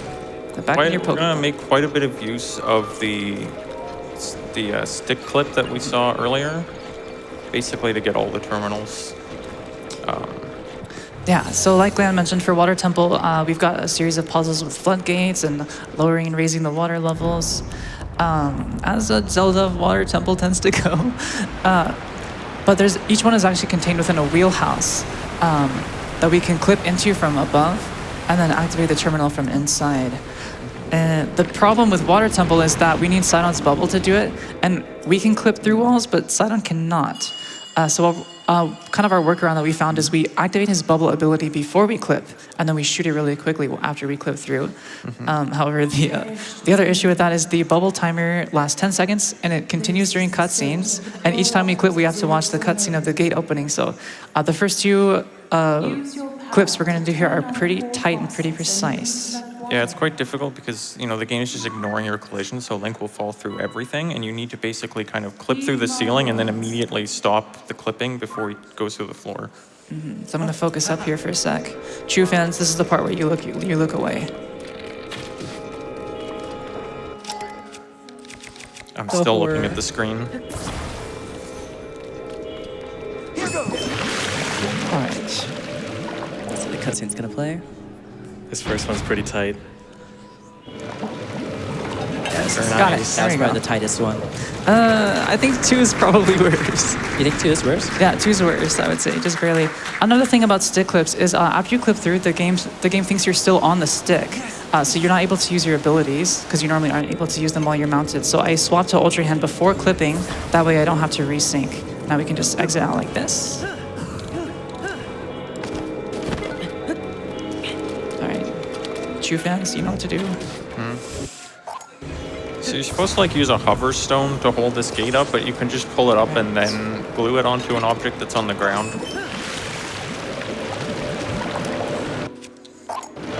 Okay, this one's gonna be really close. Oh, I see. I thought you were doing the old strat. No. We got it. Let's go. All right. That's great. I actually have only about a 50% consistency with that, so I'm really glad we were able to hit that. It loses anywhere from 5 seconds to 45 if you miss, depending on how nice Sidon wants to be and coming to spawn in your location. Might I interrupt with a very special donation? Yeah. Some of y'all might have noticed that we had a $10,000 donation. And that came in from the Yeti, who says, "Hey all, Yeti here. Be sure to shop the AGDQ 2025 collection at theyeti.com and help us support the Prevent Cancer Foundation. With every item ordered, you're directly contributing to PCF's mission, and we couldn't be more grateful for your support. Let's get that glitch exhibition unlocked. We want to see more Zelda." And More Zelda. might I also say that put us almost at 50% of the way to our exhibition. So come on, y'all, we can get there. I we're- believe in us. And we're just over halfway through the run, so I think we're on Yeah. pace. And also put us over $850,000 for the event so far. All right. We got the cycle here just for safety. There we go. This is the only puzzle we're going to complete in Water Temple. Blinking Even then, I this- don't think it says you're meant to. I don't think you're supposed to do that. This is actually the only terminal where we still have to rely on Sidon RNG optimally, but we got a quick spawn there. I mean, I missed the shot too, so that gave it more time to spawn in. And now we're going to be taking on the boss of Water Temple. Yeah. Who's just a little guy. I'm a big fan of Mukdarok. Okay, a little bit high here. There we go. And you're going to see what I mean in terms of fighting the bosses here. We clear away their weakness and then just smack them in the face. I don't know how you could do that to him, though. He's just a little guy. He's standing in between me and Zelda. He must be eliminated. Fair enough. Yeah, you'll notice it's a bit of a trend with these bosses. The cutscene lasts longer than the fight itself. Can I sneak in a quick donation during that cutscene? Because we have $100 from Tammy, who says, "Water Temple. No pants, no shoes, no problem." There we go. And that's Water And Temple. that's Water Temple. Sometimes it's a little finicky because the Zuggle Master Swords actually have to hit like with their hitbox, which is a different hitbox than the Halberd has. Right, that's It's a little bit shorter, so you have to be close to him. All right, and we've got tons of time for donations because we're going to be watching cutscenes and then attending a wedding. I bet you guys didn't think you were going to be attending a wedding today, let alone a fish wedding, but here we are. Better get your Sorry, Sidon proposals in fans. now. Yeah, you don't have much time left. You gotta crash the wedding. You hear that, wedding crashers? Get your donations in quick.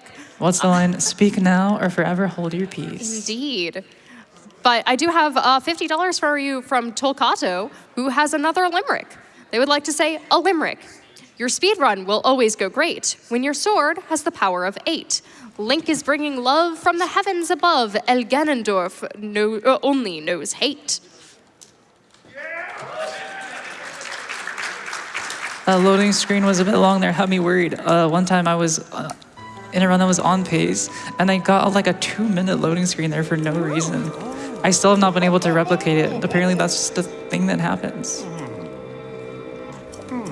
But yeah, we've got time for more if you got anything for us. I certainly can give you more. I've got $25 from Nikki, who says, "Hey, listen." I mean, yeah, haha. Thank you so much. I have another $50 from Top Dog 87, who would also like to comment on the status of your pants and says that tracks. No shirt, no shoes, no shirt, no service. Pants are totally optional. He's not wearing shoes either. Don't tell the management. We also have $10 from Gum, who would like to say, Yona is just a childhood friend. I know Sidon's heart is really with the player. Less than 3.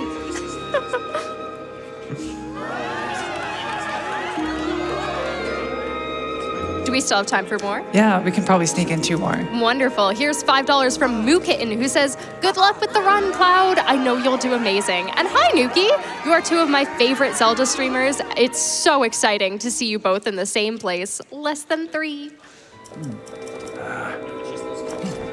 We also have a very cute donation suggesting a name for our favorite blue chew. Let's hear it. $5 from that one Chelsea, who says, "Naming a choo-choo?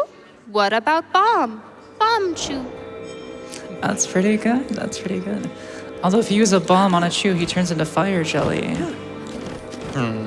Please don't use a bomb on the bomb chew. So we're gonna be setting up another cart slide here to get to Goron City. This one's a bit scary. We're gonna have to really thread the needle here. Yeah, this Fire Temple overall has a much shorter quest than Water Temple did, Okay, good. which is very nice. Also, a lot more gameplay involved. Okay, we're gonna really thread the needle here. All right. Being very careful to turn. One thing that's great about cart slide is they're pretty easily maneuverable. On a horizontal plane, it's really hard to gain or like control your height with them, but turning left and right is pretty easy, although you can still get thrown off.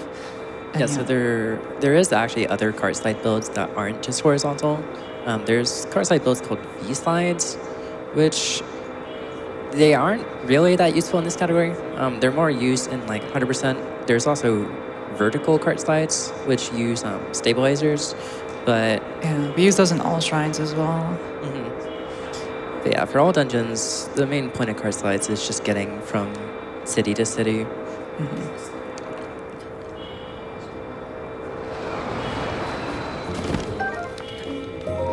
There is potentially a V-slide for climbing Wind Temple, but do you know if it's slower?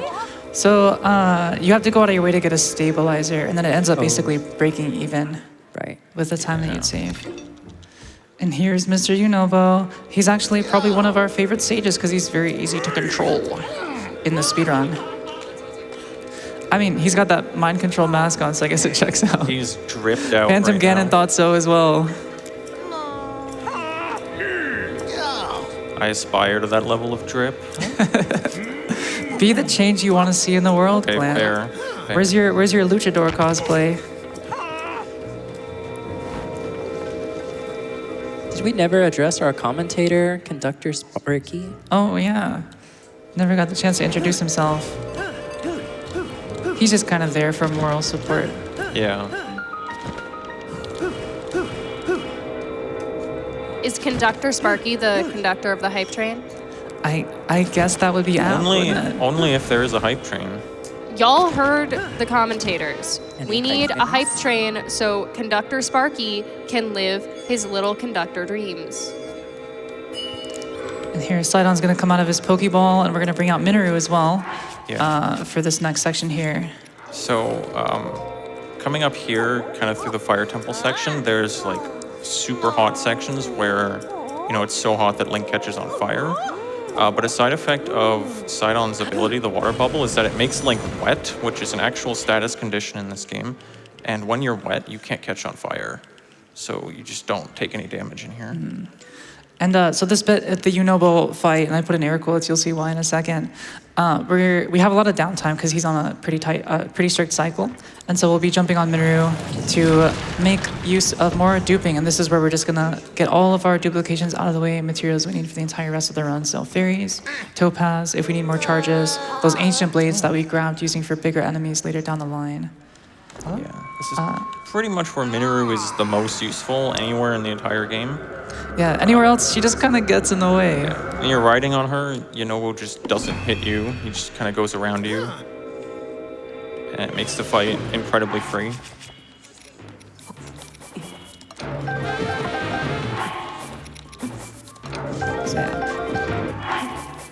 Probably got time for a donation or two right now, actually. Wonderful. Here's $25 for you from Toastador, who says, flying carpets in a Zelda game? Squadala, we're off! And give him a good old smack. Each 3 phases of this fight here, he has 1 HP for each phase, and so basically anything that you hit him with will do damage, including a backhand from Minoru. We're gonna be getting a bunch of topaz here for some archery combat. An important update for Sparky. Chat did get him a hype train. Very good. He's happy now.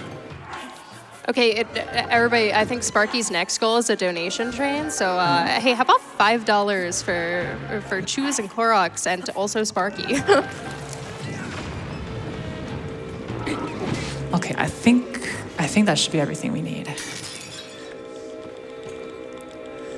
And that wasn't much of a boss fight. We've actually got another one coming up, and this is one of my favorite fights in the entire game, actually. It's one that you can't just cheese with, the power of 8 Master Swords taped to your hand. This is the Marachia fight, arising from Death Mountain Crater. He's got these 3 heads. We're gonna need to use Yunobo. Actually, Link doesn't do any of the fighting. It's mostly Yunobo, but this fight is really cool optimally, so I hope we can pull off the fun strat. Yeah. And it'll be a nice little taste of how we're going to be using Yunobo inside a Fire Temple as well.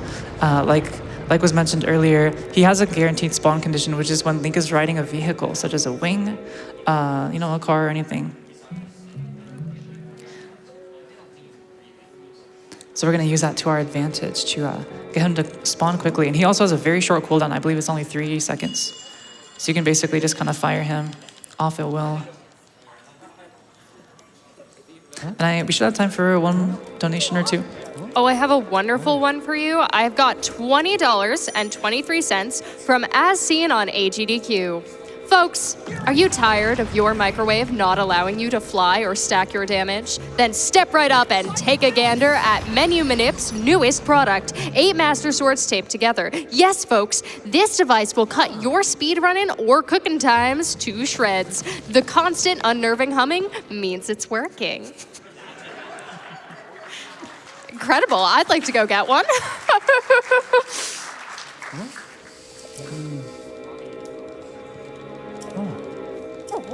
All right, we're just going to be doing another quick movement section here, pocket rocketing up to the top of Death Mountain. Again, just panning up the camera to try to avoid roll loads. So I think we should have time for 1 more donation if you got anything for us. Wonderful. I've got $50 from Zero Crates, who says, "No shoe run!" God, you're very excited about the lack of shoes. Do you have time for another quick one? Yeah, we can get one in. We have $10 from Yahaha! You found me! That says a Korok. I'm not sure which part of that was supposed to get the Korok voice.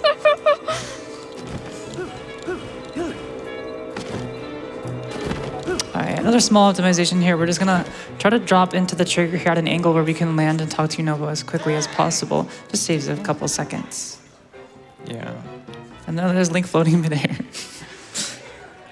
So even casually in this fight, you're supposed to build a plane that you fly around, but we're not really gonna do that here. We're gonna attempt to basically pocket rocket up really high and then deploy wings midair and then use those to basically hit the 3 heads with Yunobo.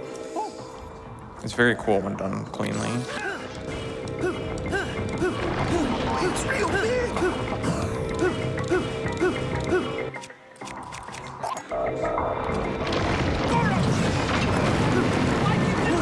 as you see there, Yunobo spawns immediately. There's a small chance to get screwed over by RNG here. I've had those fireballs hit me before. Yeah, that's definitely one of my favorite fights in the game.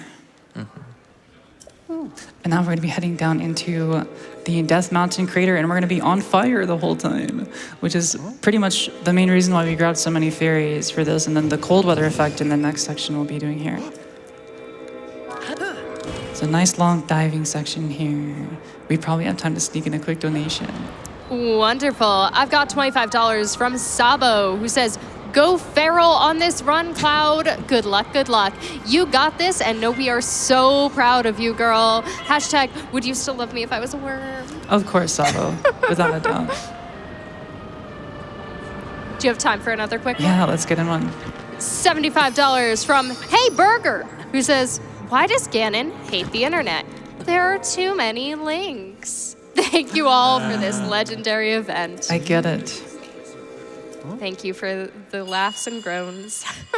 We can actually probably sneak in another one if you got anything. for us. Wonderful. Here's $10 from Lit Books, who says, "Good luck, Cloud, on your run. So thankful to have met you in person, and I know you're going to zoom through this run on those magic carpets." So, Yunobo's mechanic where he jumps onto a vehicle with you is actually a bit of a hindrance in this section, because if we try to do a cart slide, he'll jump on the cart and weigh it down, which will just make it not really work. Not you. So, Not you either. so Okay, we're just gonna go. Yeah. Forget about Sion. Oh, and there's forget about being Dinral, alive. another dragon So sighting. unfortunately, we kind of just have to pocket rocket here instead of faster option, but Yeah, he destabilizes card slides by quite a lot. Just pop a quick charge there. I know a certain someone on the back couch is not happy to see Dinral. We like seeing Dinral because it means we're on a decent pace. Based on the dragon cycles in this game, they start at the beginning of the game. So you can kind of track your pace by where the dragons are when you get to certain locations, which is kind of nice. yeah. All right, just a couple triggers we need to activate here, and we're gonna take a little bit of a side detour. Instead of breaking that rock, we're gonna head underneath and around the side. That's a little tiny optimization that actually was found by Glan on the couch here.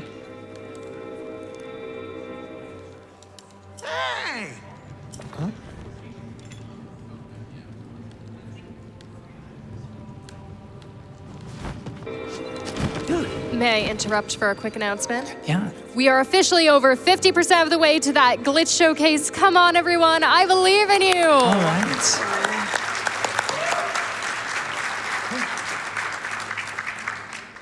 And again, for those who may be just joining in now, our exhibition is for the Prologue Escape, which is a brand new glitch that was found just a couple months ago, where we can take Link from the intro and bring him into the Grey Sky Island overworld with all his gear and full hearts and stamina intact. There's a lot of really cool things we can do to break the game with that, so please donate if you'd like to see We got that. probably another hour left in the run, so if you want to see that,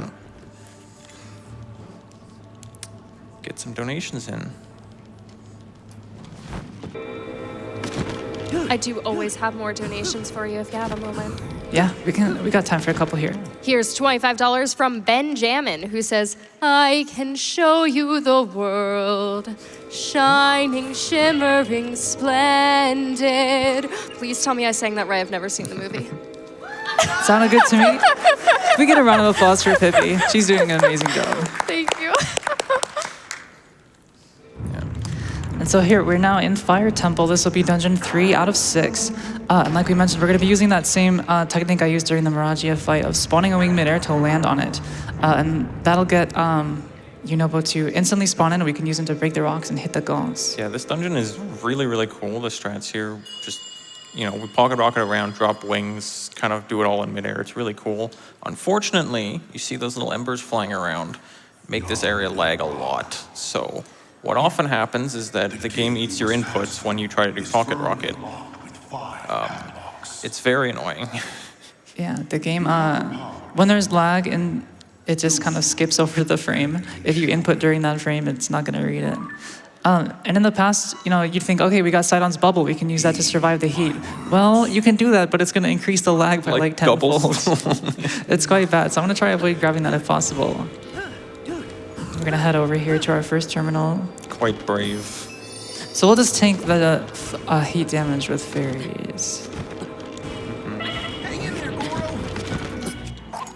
Here we can blow up the boulder and hopefully hit the gong behind it immediately. Okay, unfortunately not. Okay. Ideally, you want to There kind it of is. shoot him twice in quick succession there. If you walk into this room, there'll be a cutscene where, it's like, oh, hey, there's the first gong we have to hit or whatever. Yeah, this isn't bad. It's really easy to fall into the lava there. So I usually err on the side of going a bit too high. Yeah. Because if I fall in the lava, you notice I haven't touched the ground since here and back at the terminal, so we're going to be sent all the way back. Yeah, and if you're going like straight in with the wing, it can easily just kind of carry you in with the momentum. And if the cutscene happens, like if you trigger the cutscene while Yonobo's rolling forward, it'll just cancel it. Yeah. So you really don't want that to happen.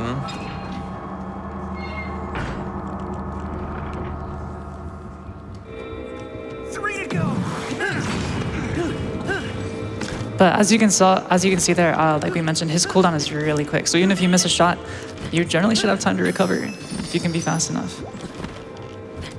But again, this one's got really bad lag, so I'm gonna need to. Yeah, this one you're supposed to make like a ramp, but There we go. Yeah. do it like that. Yeah. It's very nice that they added the aiming indicator for him. Otherwise, this would be really, really hard. Yeah, that's quite. Not that it that's isn't quite already nice. really hard. Yeah, so we're gonna dive down here underneath.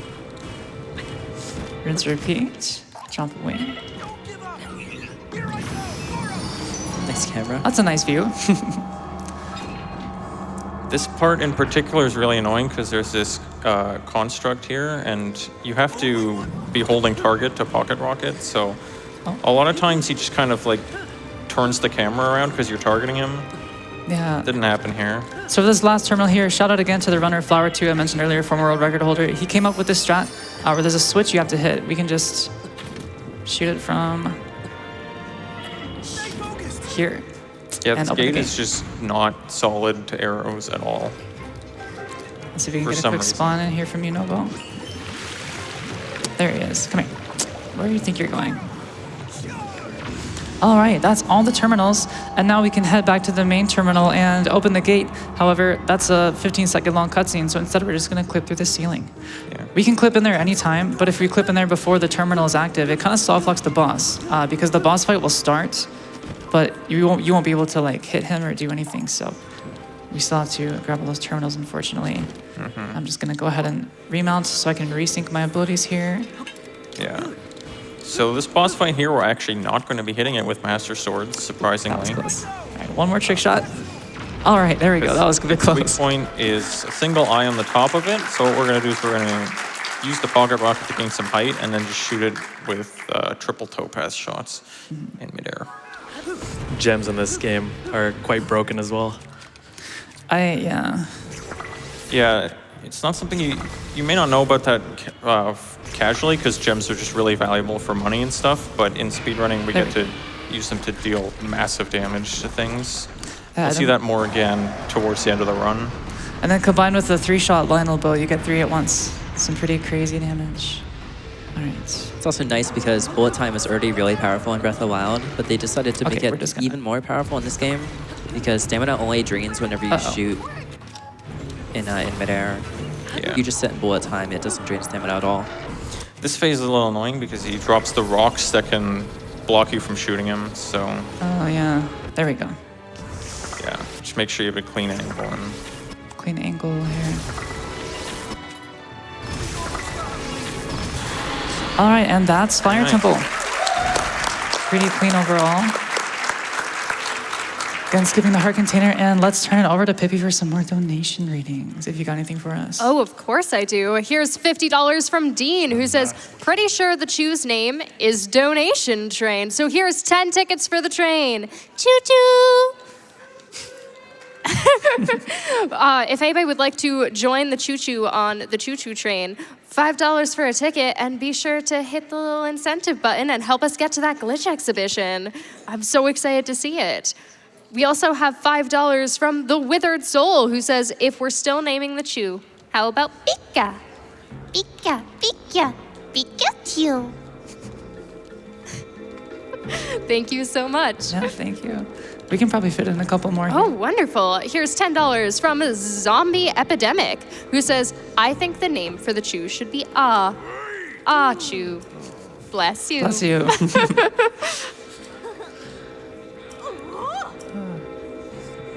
And we also have $10 from Tomomodachi, who says, more Zelda, more Cloud, more glitches. Let's hit that incentive. Woo, exactly. All right, thank you, thank you. Okay, so our next segment here, we're going to be heading into Rito Village to complete the Wind Temple quest. And if you remember from your casual playthrough, there's a big old blizzard. That's the regional phenomenon in question. That's kind of freezing out the birds there. However, we have discovered something that we call Sunny Day Glitch, where we can enter the area in a specific way to actually unload the trigger for that weather phenomenon to activate. And it gives you a cool visual effect, 10 seconds straight of Yunobo scratching his head here, by the way. We can unload that, and it provides a cool visual effect, but also it saves a few seconds because without the blizzard, there's less lag. And so during our movement section there, we can get less world loads.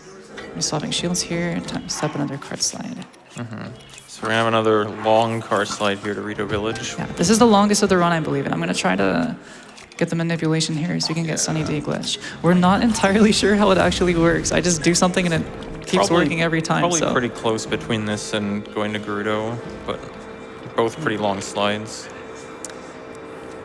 I also don't know if we fully explained it, but for cart slides, whenever you jump on, it starts with lifting up, and then as you move forward, Hi, Zelda. the smuggle pushes I mean, the Light cart Dragon. more. So the further forward we are, the more speed we get.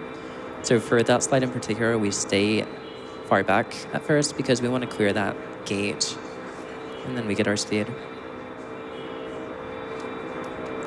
So here we are, hair majestically flowing in the wind as we make our way to Rito Village. And we'll know in a few seconds here if we've got the Sunny Day Glitch or not.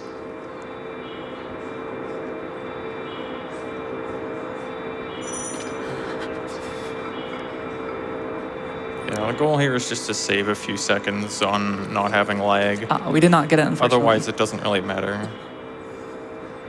Yeah, and even then, it's not even guaranteed to save time because the world loads are kind of random.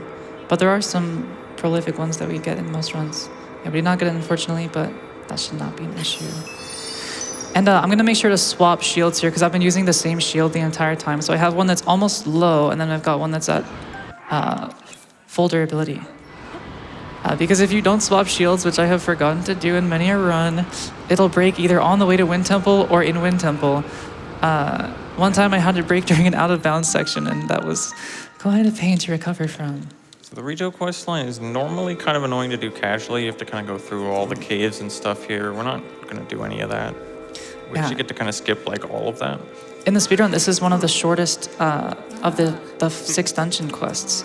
You're supposed to track Tolan through this cave system, but you can actually just go straight to the top and find where he is. Yeah, and then there's this really, really long climb through all the Sky Islands. But as you've seen from the first 2 hours of this run, we don't really need to do that.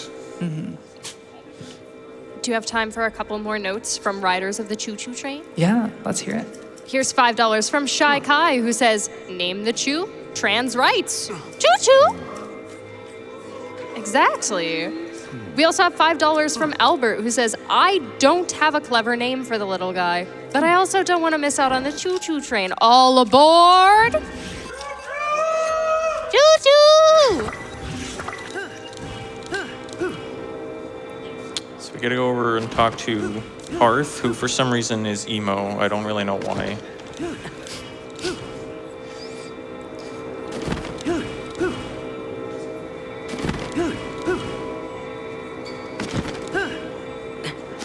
Do you have time Probably for another fun division. one? Yeah.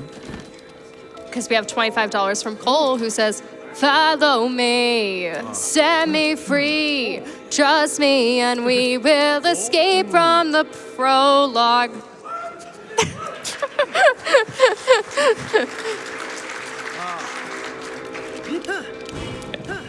All right. So, now we gotta go find Tulin, and Tulin had his bow stolen by an Arakuda.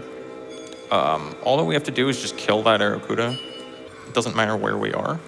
Yeah, and this is actually a nice little preliminary for what we're going to be seeing inside of Wind Temple, specifically for the boss.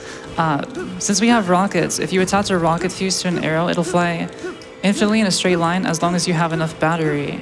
So what we're going to do here is just pop a charge and then put these guys back in their Pokeballs. So basically, we just have to kind of get close enough that it spawns in, which is not very close. Yeah, so we can kind of snipe him from a bit of ways. Although the blizzard makes it a bit harder to see. There he is. That should be good. Headshot, very nice. And those things have like 1 HP or something. They just die to anything. Yeah. That saves probably 6 or 7 seconds. And so the mini boss for this quest line is actually just 3 bokoblins. A little bit underwhelming. But we'll be able to Yeah, we have to use dispatch them Tulin's quickly. power of wind to fight 3 bokoblins. Does the game want you to blow them off the cliff? Is that what's going on here? I have no idea. I'm just gonna throw a single gem. How about that? We're gonna throw it in a bit of a specific spot there so that it also breaks crates off of the side that have arrows in them. From here on out, we're gonna have to kind of scavenge for arrows along the rest of the route. And this is actually the longest unbroken dialogue section in the entire game right here. So let's get in a couple donations. Wonderful. We have so much love for Tulin. Here's $25 from Slorent, who says, donating again for Tulin, my favorite sage. This run has been amazing to watch, less than 3. Also have $25 from Maple Squid Arts, who says, choo-choo, getting a train ticket for me and the people I love the most. Cherub, Darcy, and Neru. Oh, and also one for my cat, Spinach. Thank you for your generosity. Got time for more? Yeah. Here's $10 from Weaking Angel, who says, here are 2 tickets for the choo-choo train. Good luck for the run, Cloud. Choo-choo! Less than 3. Also, GDQ hype. That's what I like to hear. And we would like to see, we still have quite a ways to go on that incentive. I believe in y'all. Let's get that net. We do have plenty of train riders, though. I have so many more. So we have to get up to Wind Temple now. You're supposed to climb the Rising Island chain here.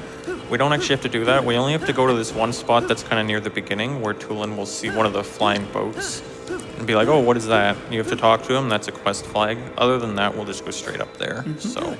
And those are the worlds we were hoping to avoid. Unfortunately, we weren't able to get that. That was a cool bounce. This is going to There we take a bit, so we have more donation time. Yeah, keep them coming. Sure thing. Here is $10 from Dr. Link, who says 1 chew, 2 chew, red chew, blue chew, 4 chew, 8 chew, more duplicate chew. That's adorable. Very nice. Also $25 from Slush07, who says, hello from the crowd. You are crushing this run. Your speedrunning has been a big inspiration to my own. Good luck, and I hope all the sages continue to cooperate. Thank you, thank you. Yeah, shout out to Slush. He's one of our top 3 any % runners for this game. Time for a couple more? Yeah. Here's $25 from Korok Under a Rock, who says, Yahaha! You found me!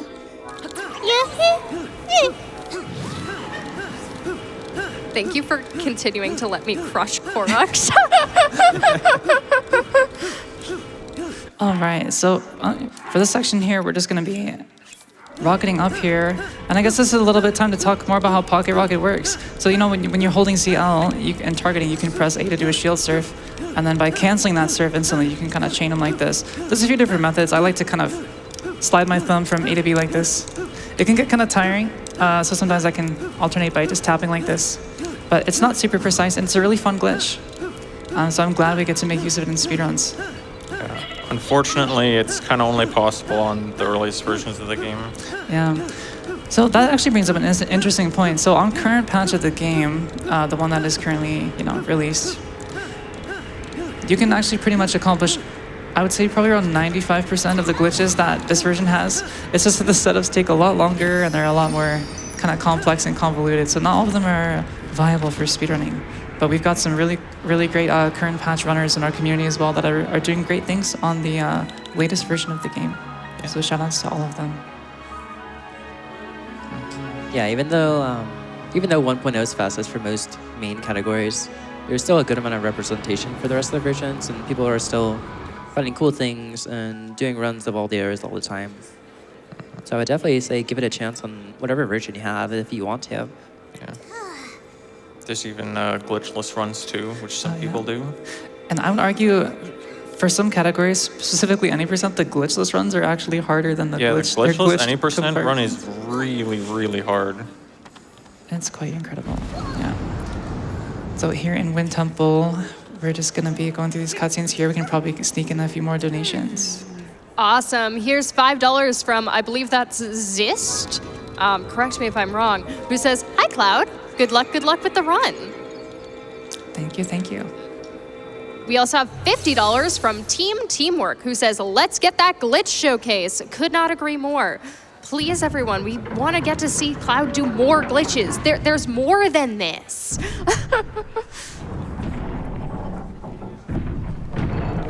Do you have time for more? Yeah, give us a couple more. Here's $10 from Maggie O's, who says, "Cloud, your runs in Totkay are so fast that even the Koroks can't keep up. You're truly inspiring us all with your incredible skills." And Moistgoolash, another one of my favorite speedrunners. But love you both and keep dominating those runs. Thank you so much. We can probably fit in one more. Perfect. I've got $100 for you from PCF Terra, who said, "Just wanted to spread the love now that I'm home from AGDQ. I took screenshots of the chat during my interview, and I'm going to read all the lovely comments whenever I need a boost. GDQers are an amazing community, and you're making a real difference in the world. Good luck, have fun, runners." Thank you, thank you. So Wind Temple is really cool. So we've done clipping already, but Wind Temple we're actually going to do out of bounds movement. Precise aim through the bars here. There we go. And again, like Nukie mentioned earlier, if we miss any of these wind gust shots, that's a flat 15-second time loss. So we're going to try to avoid doing that. And just like Unobo has a guaranteed spawn condition of riding a vehicle, Tolan's guaranteed spawn condition is pulling out the paraglider. So we're going to be making a great use of our pocket rocket for mid-air movement here. The nice thing about routing in terms of Wind Temple is that since Tolan's cooldown is so long and the travel time between terminals is so fast, there's actually a few different orders that can work that all take roughly the same amount of time. So if you watch me do this order, you might see a different runner do a completely different terminal order. This is just the one that I prefer the most. It's not like Glan mentioned, we're going to be heading out of bounds here. There we go. Yeah, so there's kind of two terminals like kind of down in the lower parts of the dungeon, so this is just the quickest way to access them. Or there's just this one, I guess. And you can see we got here a bit early, so we had to wait for the cooldown. It's kind of nice because if you mess up your movement a little bit, you have a little bit of breathing room to recover and not lose any time. Here we're also going to open a gate by activating this cutscene up top, out of bounds. Yeah, so this would be kind of like what we saw in Water Temple where the gates opened. Where like if the game thinks you got in the room, then it just kind of opens the door as a failsafe. Yeah, like a soft lock prevention. Although this time it actually permanently stays open. I'm not sure why there's a difference. They knew we would do that. There we go. And now we can just head up to our last terminal. The dungeons are so quick. They're almost a little bit too quick. Maybe I shouldn't speak too soon. Do you have time while we're traveling for a few more train donations? Here's $50 from Anonymous, who says, "Hopping on the choo-choo train." Also, another $10 from Rai, who says, "Donating in honor of my favorite sage, Tulin." Tulin is getting the most love of all of the sages. Do you have time for one more? Yeah, for sure. Here's $50 from Surreptitious Sneak, who says, "Hoping to bring another train into the station. $5 donation train for your favorite Tears of the Kingdom music. I'll start. My favorite dungeon theme is Fire Temple. I love how the music builds as you clear the gongs. Overall, though, the Zora music changes as you go through Sidon's bit of the story. I love how the music tells its own story as he becomes king of the Zora. Keep up the great run, Cloud, and let's defeat Cancer like we're about to see Ganon taken out. Thank you so much. And speaking of favorite Zelda music, I know the Cloguera fight here is a bit of a fan favorite. Just in time for the best music in the game. This fight's kind of interesting. There's two ways you can fight this, and everyone who played this game casually seemed to only know one of the two ways. Okay, well, we don't... But it would seem to be divided about 50-50. You can shoot him from below, or you can dive through from the top. Yeah, normally it takes 2 hits, but with our 3-shot bow, we can just get 1 each. So yeah, the strat here is to kind of dive below and then shoot up. Making use of those rocket arrows again. And his body writhes and wiggles around quite a bit, so it can be hard to get those shots off, especially in phase 2 here, where he spawns these tornadoes can make visibility a bit hard. Really obscure your vision. And it's generally better to shoot the further away spots first to limit how much the wriggling affects it. I didn't think that one was gonna work. There we go. Unfortunate. I'll grab this one. Bit too low here. Oh, perfect. And that's Wind Temple. 4 out of 6. And we are slowly closing upon the end of the run. I'd say we have about just 40 minutes or so left to hit that incentive. So please Chat, put those you've got donations in this. if you'd like to see that. I believe in you. Yeah. Speaking of donations, we got more cutscenes here. So Oh, wonderful. I love cutscenes. Here's $20 from Nordic, who says, it's a good thing this money is going to the Prevent Cancer Foundation. It can't be healthy for Link to be running around with an active microwave strapped to his hands. Donation goes to that awesome showcase incentive. Let's hit that goal, chat. Yes, remember to hit that little incentive button, please. It goes to a great cause and it'll make us all really happy. Do you have time for more? yeah, let's see. Oh, yeah. We have $5 from Elliot, who says, this is my first time donating. 1 ticket for the choo-choo train. Also, $50 from Crazy AZ, who says, hi, Cloud. It was great meeting you this week at GDQ. You're an awesome speedrunner and person. Good luck on the end of the run. Thank you so much. I also have $15 from Granox, who says, what is Ganon's favorite number?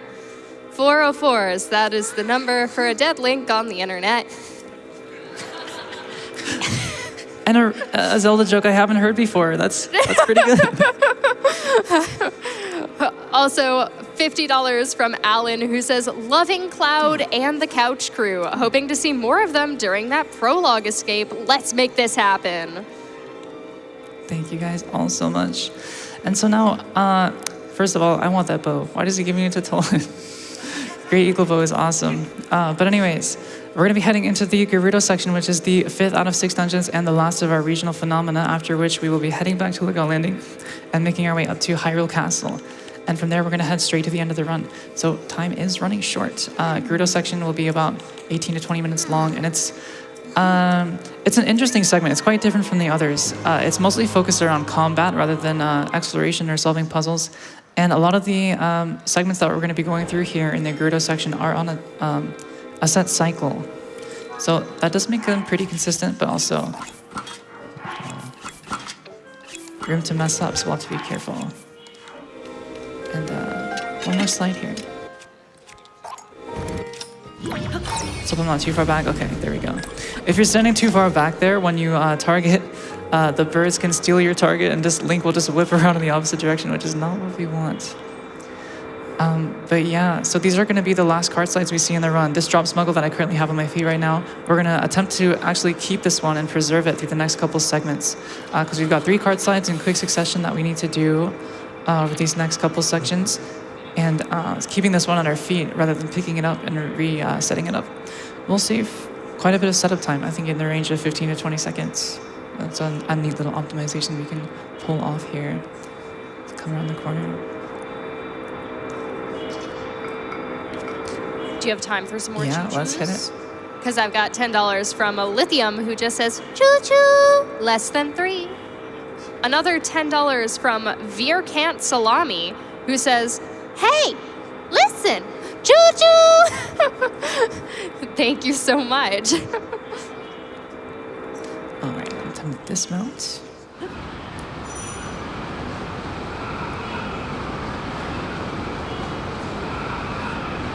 And we're going to be introduced to Riju here. And if you've got, I think we can probably sneak in another donation or two here. Oh, perfect. Here's $5 from Crass, who says, "Demon King, Secret Stone, Prologue Showcase? There are so many things I, as a sage, heir, cannot understand yet." Well, we'll understand the showcase when we get there. We're gonna get there, right, chat? Right, everyone? Do you have time for one more? Yeah, just a sec here. Sure.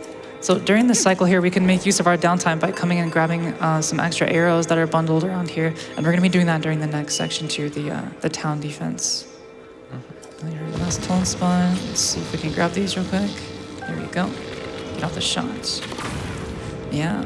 So this is how we're going to use Riju's Sage ability. She has like an emanating radius of lightning that when you shoot your bow, she'll do a lightning strike in that designated spot. So that'll come in handy for the next few sections. And I think we can probably turn it over for a couple more donations now. Wonderful. Just wait for the cycle here. We have $10 from Bradical and Yanzer, who say, "Wah-ha-ha." Wait, you're not Hestu. Guilty as charged. We also have $39 from Anonymous, who says $1 for every year of the Zelda franchise.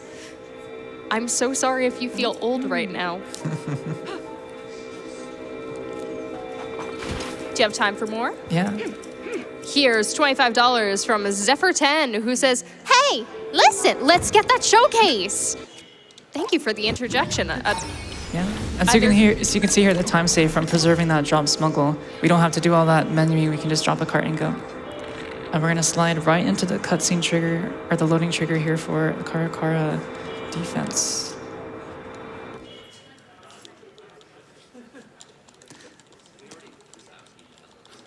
Let's keep those donations rolling. Sure thing. Here's $50 from Lightning Venus, who says, "Demon King, Secret Stones, Imprisoning War. Let's see more of this amazing game with such an amazing runner. Come on, let's hit the incentive." You know, I think it's funny, like how those voice lines, those cutscenes have kind of become a bit of a meme. They're skippable cutscenes, believe it or not. So we don't actually have to watch them in the run. I think we all had to watch them casually. It felt correct. And, I think we might all be the better for it. But yeah, so here, again, we're just gonna use these gems here. The Gibdos are quite strong, but they're weak to elemental damage. So we've got Riju's shock ability, and we've got these topaz to come in handy for us. Launch those over there, and then we're just gonna sit here and wait for the cycle.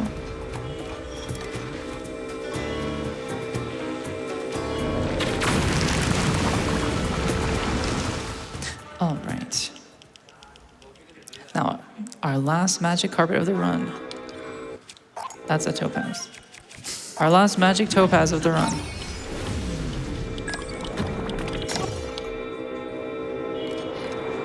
So we're gonna have to navigate blindly a little bit through the sandstorm here.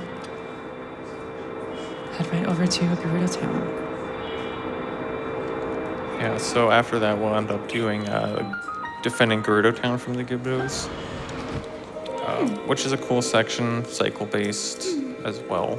And we can also use that time to pick up some more arrows and supplies along the way. And in Old Route, we used to use this cycle time for duplicating materials, but now we get it done in Unova so early that there's no need. And we can probably get in another couple donations here. Wonderful. This is a very cutscene heavy segment.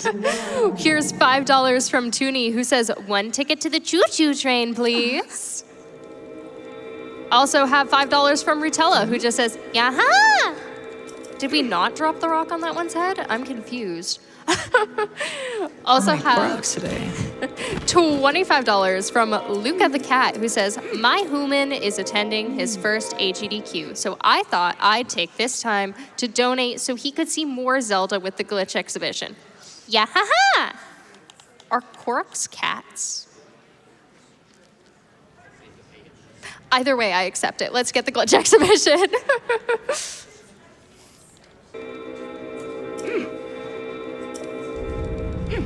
We can probably sneak in one more here just before the cycle starts. Sure thing.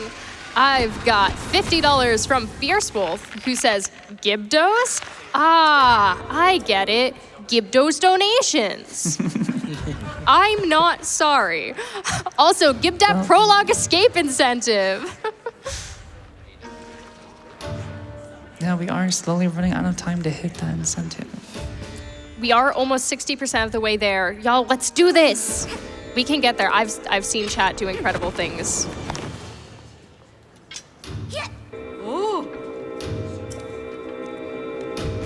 All right, now for the cycle here, we're gonna throw a topaz to break these crates. I'm also gonna swap to ascend there. Shore up the defenses at the gate.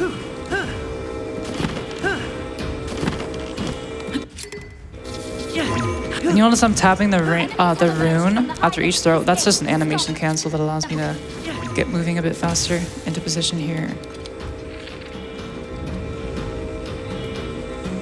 Do you have time for a very funny donation? Yeah, let's hear I it. think it's very funny. Y'all can judge my sense of humor. We've got $25 from a misheard Goron, who says, why'd you do it? Enemies are Great pouring out stream the for a back great gate. cause, and straight to the prologue escape incentive. Let's go.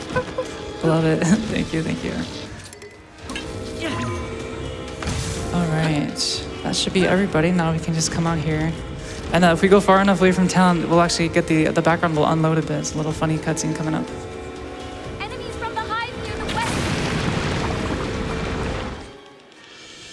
west. Yeah, the stairs are kind of a bit under renovation at the moment. Is that a 1.0 thing? I'm actually don't know. I wouldn't be surprised if it happens on other versions too, though.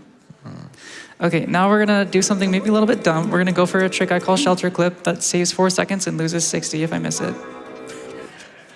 But we have to, right? Yeah.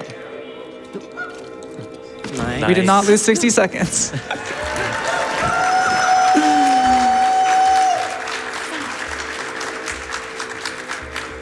And so all that skips is just entering through the tunnel at the top and moving the statue with the ultra hand. Yeah, you'd have to kind of take a little bit more of a winding path instead of clipping straight through. And it's also why I pre-selected Ascend earlier, so I wouldn't have to resync. So now our last order of business before we can enter Lightning Temple is completing this mirror puzzle here. We'll just have to open up these 3 terminals to create a nice little Triforce of light. I would say Lightning Temple is probably the silliest looking temple to watch be done. Yeah, this is definitely my favorite to show off whenever I do this run in the showcase. Just because if you thought the other dungeons were cheese, you ain't seen nothing yet. Do you have any time for some more Zelda memes? Yeah, let's hear it. Because I've got $250 from Zelda memes, who says, hey, listen, sploosh, grumble, grumble, hulu limpo, yahaha. Something Midna says. Do you want me to insert something Midna says? Maybe you aren't stupid. I think that's one of the things Midna says. Do you have time for one more? Yeah, let's hear it. We have $50 from Mars Bar, who says, without Navi in this version of Hyrule, it's the chat and crowd's role to warn Link. Watch out! Watch out! Hey! Listen! Watch out! Come on, crowd!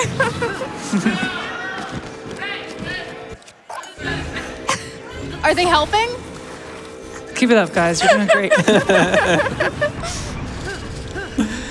Yeah. So as you can see there, we're just kind of making short work of these puzzles using rockets. I actually don't really remember what the attendance strat is supposed to be here, but the zoning devices in this game just come in handy so much. There's just a multi-purpose. I think it really is a great showcase of not only speedrun tech, but also just the world and the play world that Nintendo created with this game. You can just use items for so many different purposes. Really encourages you to think outside the box.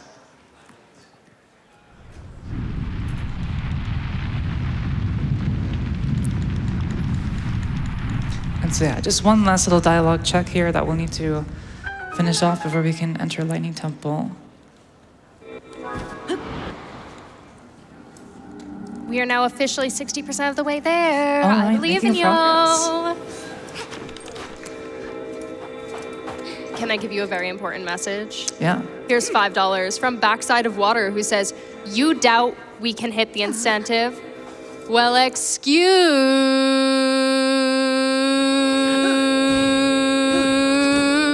me, princess. It was really long."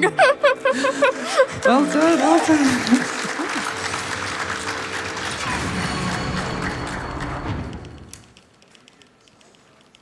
If you talk to Riju too early there, she just asks you where Zelda went over and over again. Oh yeah, you get locked into Where did this Zelda go? annoying little dialogue chain, so you gotta wait just an extra second there before talking to her. Can we answer her? Where'd Zelda go? We'll find out. We actually can't. We don't know.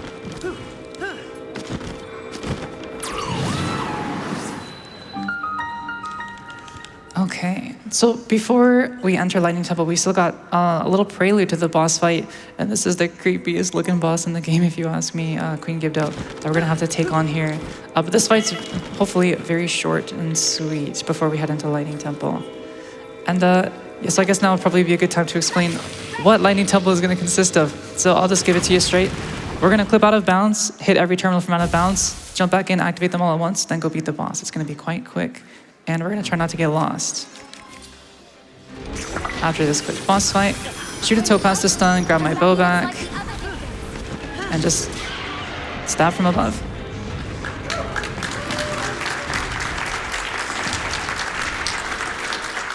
And while we're navigating the out-of-bounds section of Lightning Temple, we're gonna have to be careful to follow somewhat of a specific path.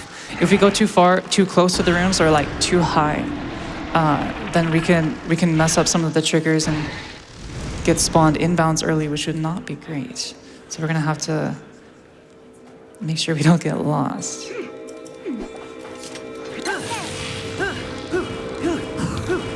So here we go.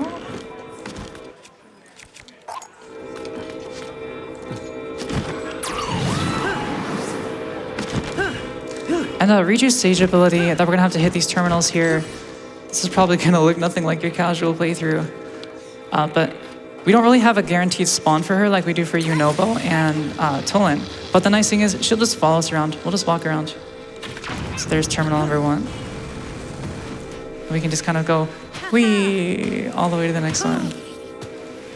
This isn't faster. I just like doing it because it's fun.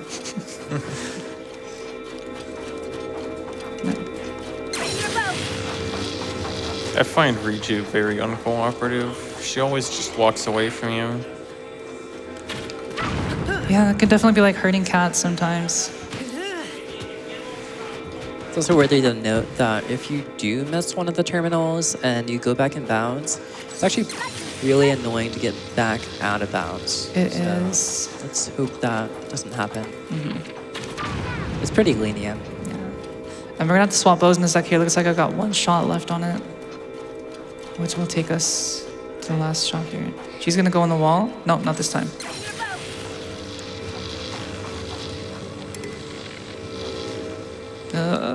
There we go. Now we can jump back and bounce, and we'll see if we got all of them. There's 1. So, all right. 2.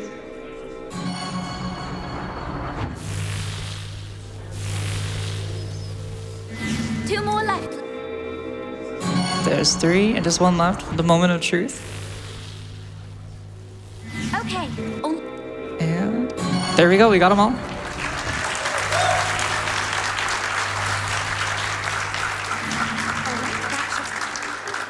So now that we finished Lightning Temple, it's time to start Lightning Temple. We're gonna activate the terminal, get the dialogue, and then immediately activate it again and head up to the boss room. Yeah, what's funny about this dialogue is you activate the panel and it lifts up and then it goes back down and it says, you haven't activated all the panels yet. Actually, I hate to break it to you, but we have. We actually have. Another fun fact here, so this elevator actually also counts as a mountable object. So if you're too overloaded when you're standing on it, as soon as it rises up, you'll just clip right through. All the way down to the depths, which we don't want to go back to quite yet. And this one's a pretty niche mountable object, I guess you could say. We can probably throw out a couple donations while we're waiting. Sure thing. Here's $5 from Celeste Shepherd, who says, hey, Twitch chat, $5 from all 65,000 of you would blow this incentive out of the water. Let's get it. Also, the Chew's name should be Skulltula. Don't at me. Heed my words. We also have $10 from Zofoma, who says, here's $1. Wait, Cloud glitched it into 10. We need to see more glitches. Less than 3. Time for more? Yeah, we got one more. Here's $25 from John Tao, who says, 1 ticket to the Prologue escape room, please. Ooh, exciting. And can I sneak in one more joke? Yeah, go for it. $50 from Alien Crustacean, who says, don't need any honk chews from sleeping on this incentive. So here's a funny little optimization that I just thought of earlier this week as I was practicing in the practice room. So we're still waiting for Riju's cooldown, but that's not what I want to do. While we're waiting, we can just kind of push her closer to the terminal a little bit. We're still workshopping names for that trick. I call that being a bully. All right, so Queen Gibdo boss refight is going to go pretty much the same as the first one, just a little bit more tricky, as we've got these hives kind of in our way. So we're just going to shoot a topaz to get her to fall down. Great RNG there in terms of her landing position, and then just 3 smacks. She has a We're into phase very, 2. very wonky hitbox. Oh, yeah, It can it's- be really it's- hard to consistently do damage to her. Can be really jank. And then she'll summon these little crawlers for phase 2 that hopefully shouldn't get in our way too much.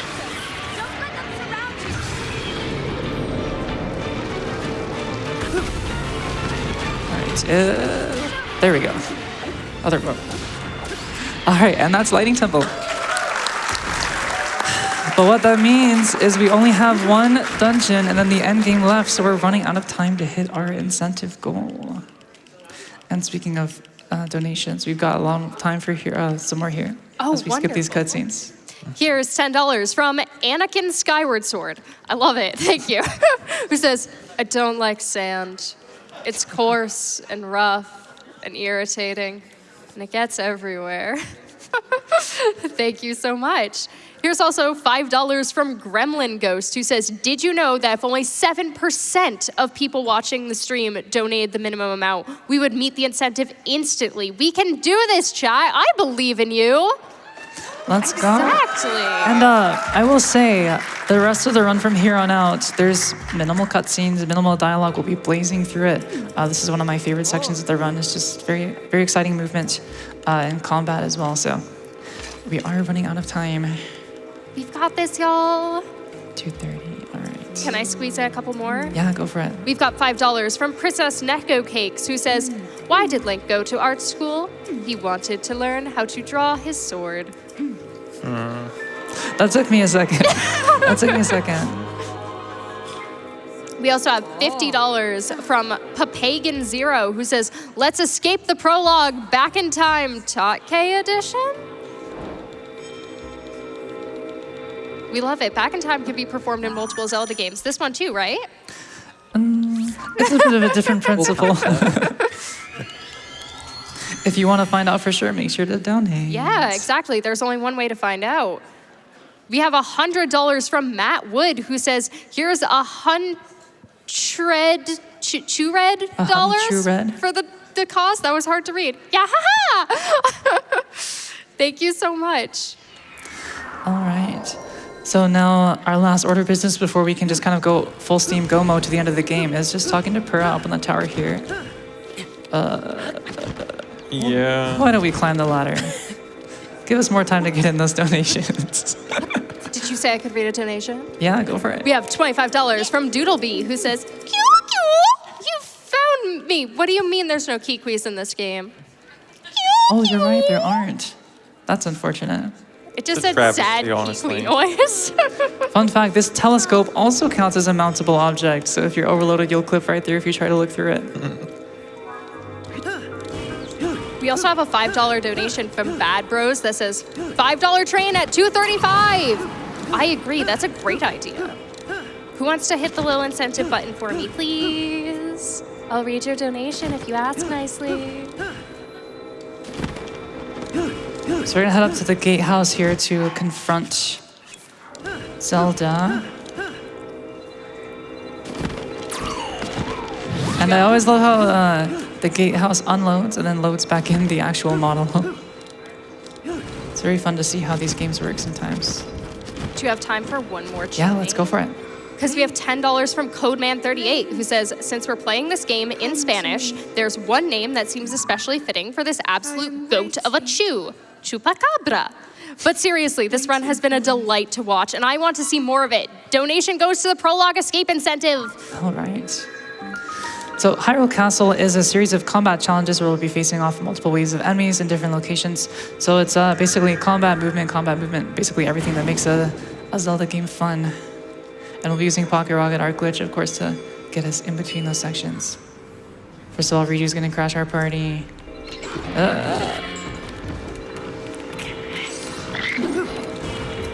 This is where you see the gems.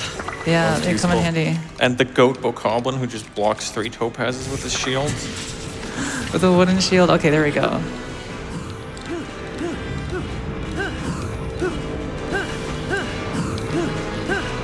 All right, there we go. Pretty tight. Shoutouts to the castle themes in both Breath of the Wild and Tears. It's really good, yeah. Here in the library. This part we have to be really careful because there's an electric chew that if I stab him, I'll lose my Zuggle stack. So we gotta make sure we get a good angle here to avoid hitting those. Yeah.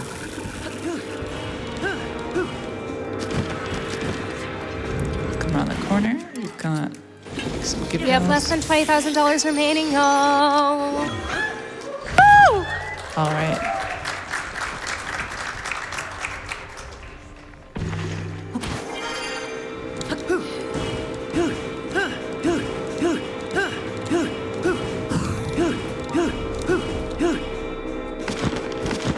So will we also see the out of bounds here, or no? Nah, it's not consistent Do you enough. want safe?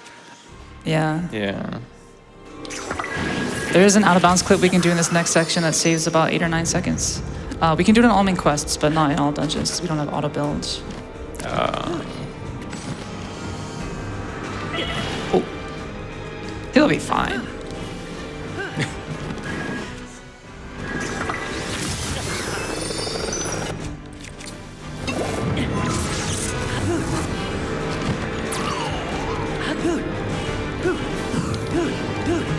Okay.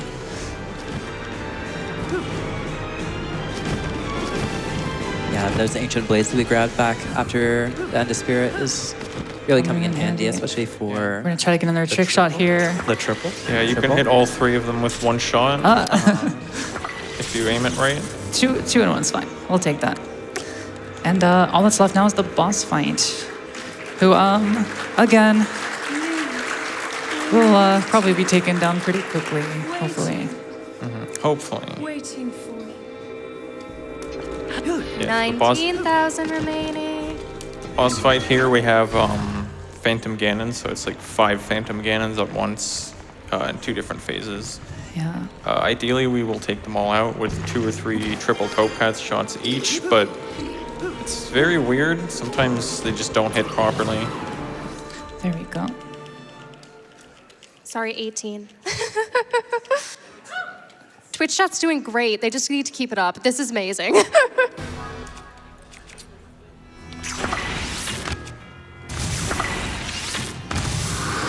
And yeah, Very that's I can hardly believe that's glitchless. It takes him down so fast. Again, another boss where the cutscene transition takes longer than the actual fight. So for here, they tend to spread out. I'm gonna try to bait them into the center and then hop back and shoot them in bullet time so they can't run away. Let's see if we can get this. Looks good. Let it spread out a bit, the second shot. There we go. Nice. And that's Hyrule Castle. So, that is our 6th and final dungeon, and now we are in complete go mode ahead of the end of the game. The run is coming to a close here, so get in any last-minute donations while you still can. So we're gonna be clipping out here and all the way down to army. Oh, it's at the very end, great.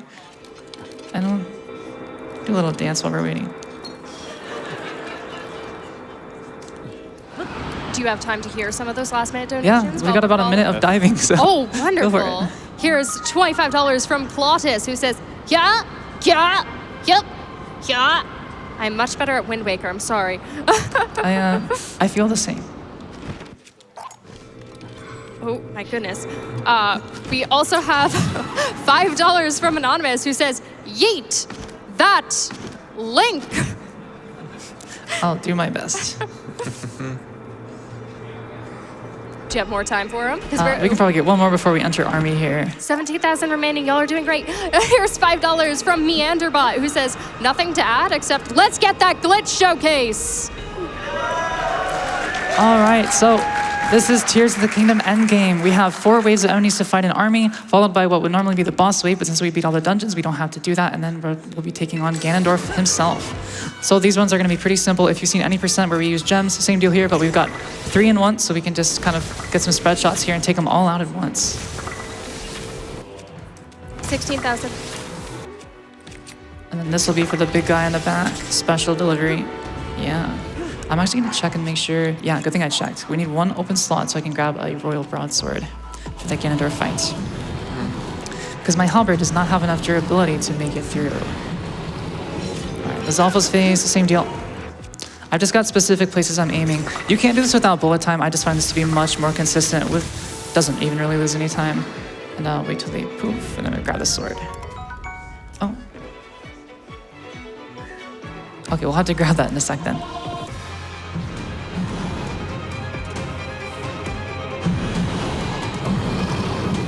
Good bill, same thing as well. We're just gonna rock it to the back corner here. Try to space out these shots. 15,000. Exactly. There we go, got it. Wait, oh, I already have it. Oh, we got a straggler. 2 stragglers. We'll use a bomb for this guy.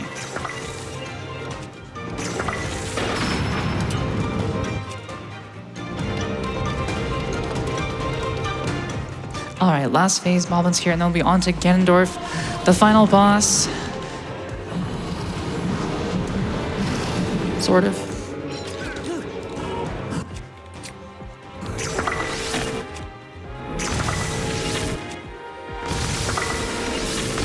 And that's army. Very nice. Okay, so now for Ganondorf, we're gonna have to pull out all the stops. We're gonna have to use everything we've learned so far, all the friends we've made along the way, everything that's led up to this one moment where we take down the big baddie himself. This will be an epic fight for the ages, a legendary combat challenge. 14,000, by the way. Y'all are doing great. Keep it up. Link versus Ganondorf, time after time, a storied fight. And this one's gonna be a bit tough. What weapon do we think y'all have in phase 2? I'm thinking the spear. Oh, the spear. We can't guess the same. I'll say club. When I said it's gonna be a bit tough, I meant it's gonna be a bit tough for Ganondorf to survive more than 2 attacks. Phase 2, same thing here. We're just gonna run up and smack him in the legs. Yep, this is the power of friendship, and by friendship I mean 8 Master Swords taped to my hand. So yeah, we just, you can induce him into a flurry rush and then counterattack from there, but it's actually quicker to just do a parry and then smack him after he's gets knocked back. 13. We are getting so close. Yeah. There's only about 5 minutes left in the run. Please, let's get those donations in. Crowd, y'all want to count with me? I You love guys are doing counting. great. I'm really bad at it because I'm a speedrunner, but I love it anyway. All right. Oh, he thinks he can flurry. Not if I have anything to say about it. Goodbye. And once again, that boss fight could have been an email. Okay, so I was joking about hyping up that fight a bit, but Demon Dragon here is one of the hardest sections of the run, and I'm not kidding. We're gonna work on a tight cycle here with Pocket Rocket and pulling out the Master Sword. We've got 4 weak points. We're gonna need to rocket through and hit. Oh, you're getting so close. Definitely pulling out the Master Sword. Yeah. Okay, so I'm gonna need a little bit of audience help here. Because Link is gonna struggle, as you see, so we're gonna need to help him a little bit. We've got this sword here in the light dragon in front of us, and I'm gonna need everybody to reach out and grab it and help Link pull it out, okay? Can we do that? So just follow along. I'm gonna grab it. Raise it up.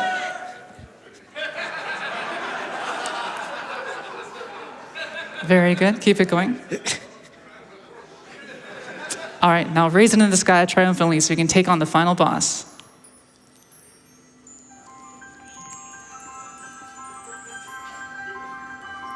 Keep it up, guys, you're all doing great. Even you at home, I see you putting your arm down, keep it up. Now with me.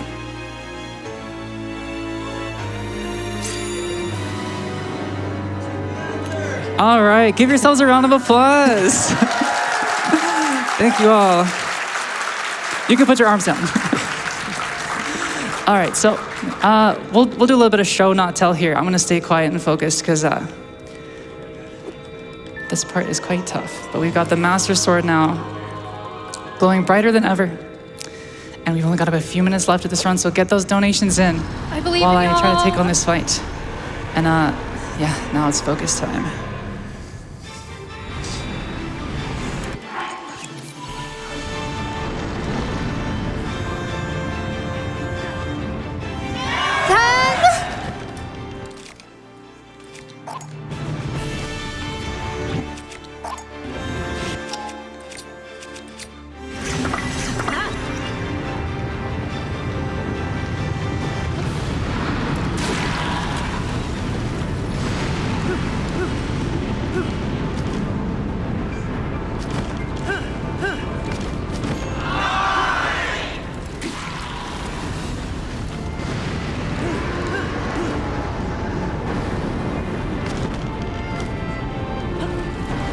All right, so far so good. Nice. But now here comes the hard part.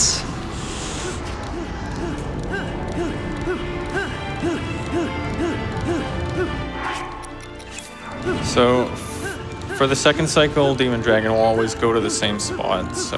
Yeah, we know exactly where he's gonna land, so we can just use specific cues to dive down. And here we go. We've only got about 2 or 3 seconds still of have the wiggle room. coordinates on the mini-map as well, so it makes it super easy. Okay, final stretch here.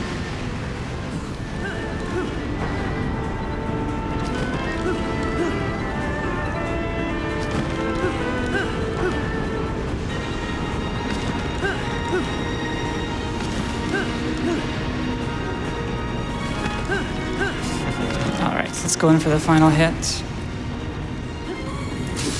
Very Dragon nice. down.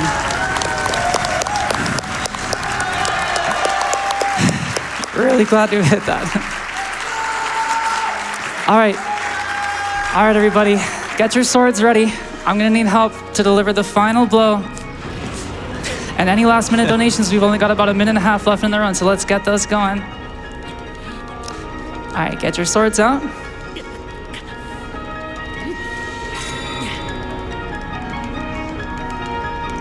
And there we go. All right. Time is not over yet. We've got 1 minute left in the run. Our last order of business, hold hands with the princess. Wait, we can't show this on GDQ, can we? Yo, we're so close. All right. Coming up on the end of the run, I just want to say a huge thank you to everybody who's been watching and supporting. Huge thanks to my couch commentators for coming on, Pippi for being an incredible host, production team, and everybody who's been super outstanding. Shout out to the whole Tears of the Kingdom, Breath of the Wild speedrunning community. All of you are so great. We really appreciate everything you guys do for us. 5. And we're getting so close to the end here.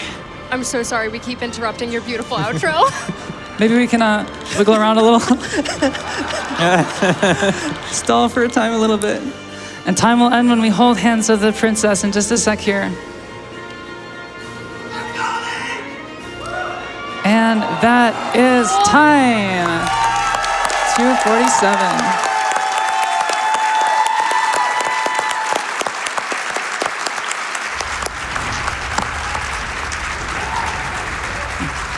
All right.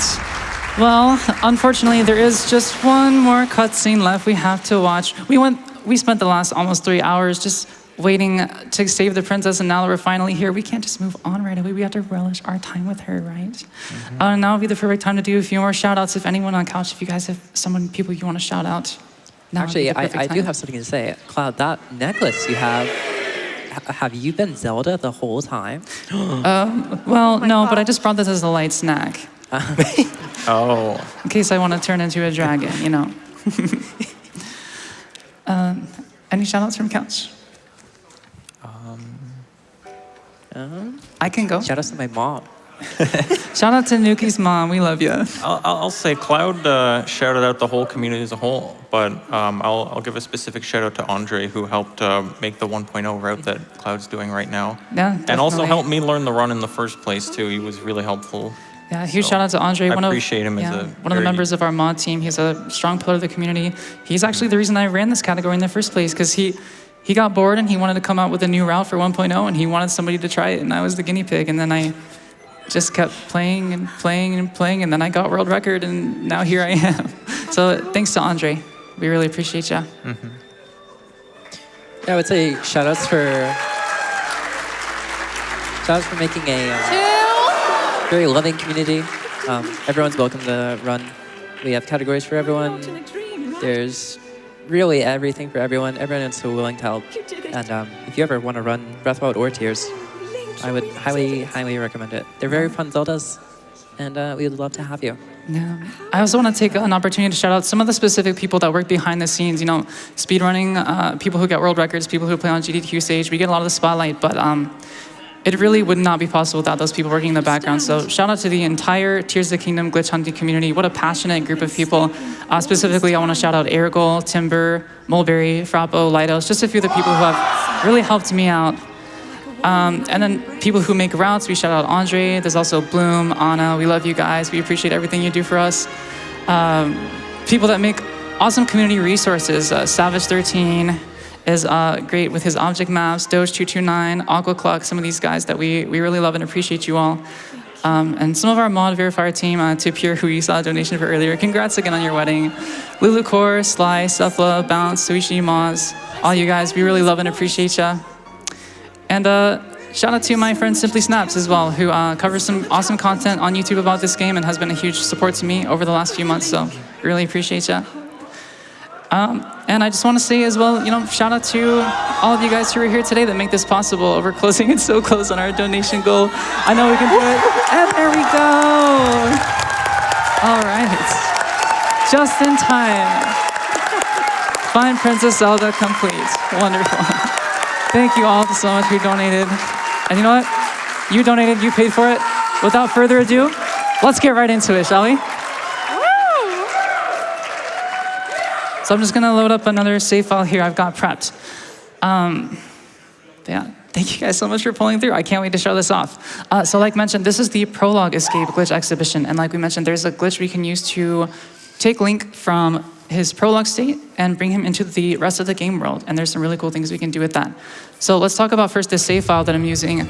This is a save file that is typical of the Master Sword speedrun route, which actually uses this glitch in a speedrun. So if you want to see an interesting glitch exhibition in that context, definitely go check out that run. So this is a save file. All we've done is completed GSI, basically the same as we did in this run.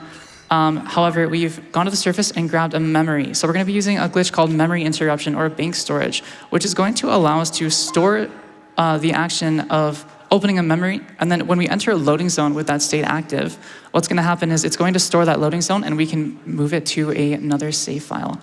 So let's just check and see what I got here. Just a couple bows, shield, sword, some bombs, wings, you know, typical stuff. And so to perform this glitch, there's a couple of very tight inputs. We're going to open up and queue up a memory here.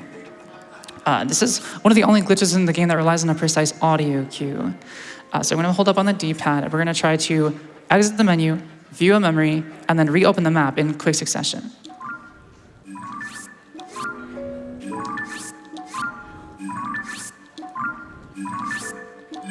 All right, I heard the cue, we got it. So if I show you, we open up the memory screen here, it's going to be completely black. That means we got it, but since we did that, it cleared, so we're going to have to get it again here. All right, we got it. So now I'm gonna go ahead and enter this loading zone. And this is actually an infinite loading screen we're gonna see here. It's never gonna load. We're just gonna be stuck here forever. However, I have access to the menu and I can navigate to the menu. So what I'm gonna do is I'm gonna press pause and we're gonna navigate over down to load a save. I've got one all the way at the bottom, an auto save or a hard save in the intro. So we're gonna go ahead and hit that. All right, I should be hovering over the menu now. And when I press 8, watch the little ticker loading at the bottom left corner. You're gonna see it stutter for a bit.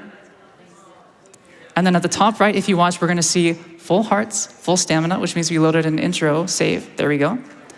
And this is where the fun happens. So just sit back and watch.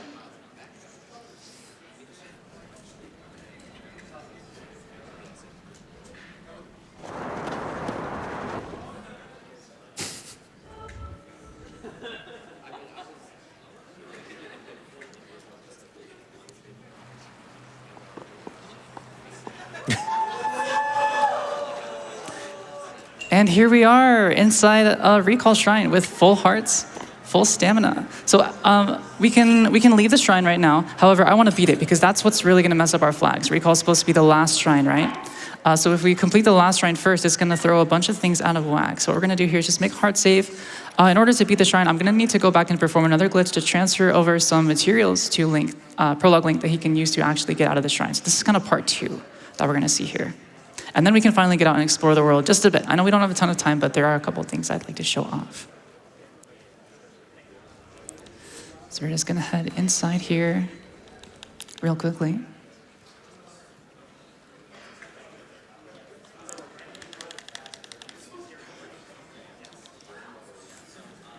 So this glitch we're gonna be performing here, I believe it's called a save load transfer. What we're gonna do is we're gonna pause and swap some items. That might have been too late. Let's try again. Yeah, or save load dupe, I think. If it's what I'm thinking of. That was probably also too late. There we go. Now we're gonna watch the memory. What this will do is it'll advance the game exactly 1 frame without having to leave the pause menu.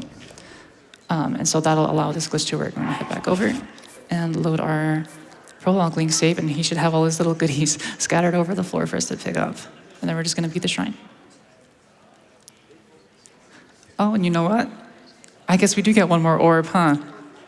Since you guys hit the donation incentive. A little extra tweak for Twitch chat. Gotta make it count. Yeah. All right, so we're just gonna have to set up arrow smuggle and do the same thing we did earlier just to get to the end of the shrine here real quick.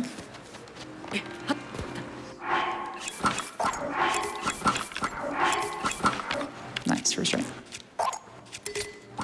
Trying to get the collision stuck here so I don't accidentally pick it up.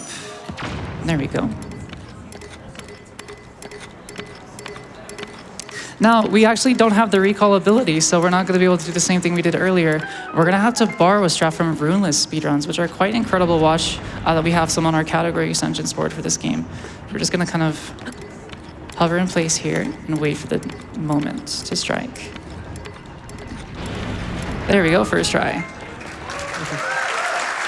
All right, so now we're getting into the flag shenanigans. So the first thing you're gonna notice when we leave the shrine, is Prologue Link has all the exact same flags as if he was still in the intro. So we haven't discovered any locations, we haven't got any quests, we haven't done anything at all. But since we beat Recall Shrine first, it's going to give us the Find Princess Zelda quest automatically, which means a few things. Number 1, it means that we can't get the Pura pad ever. So no fast travel, no opening the map. We're just gonna run around. A couple other things that means is, oh yeah, there we can see we got the quest. And we are entering the Room of Awakening for the first time. I just wanna show something off real quick here. We can come back here and the vines haven't even been cut. And we can see the Decayed Master Sword right there. So if you do this glitch, you can actually pick this up and keep it on your save file forever. I'm just gonna duplicate this real quick. So I have I picked up the wrong one.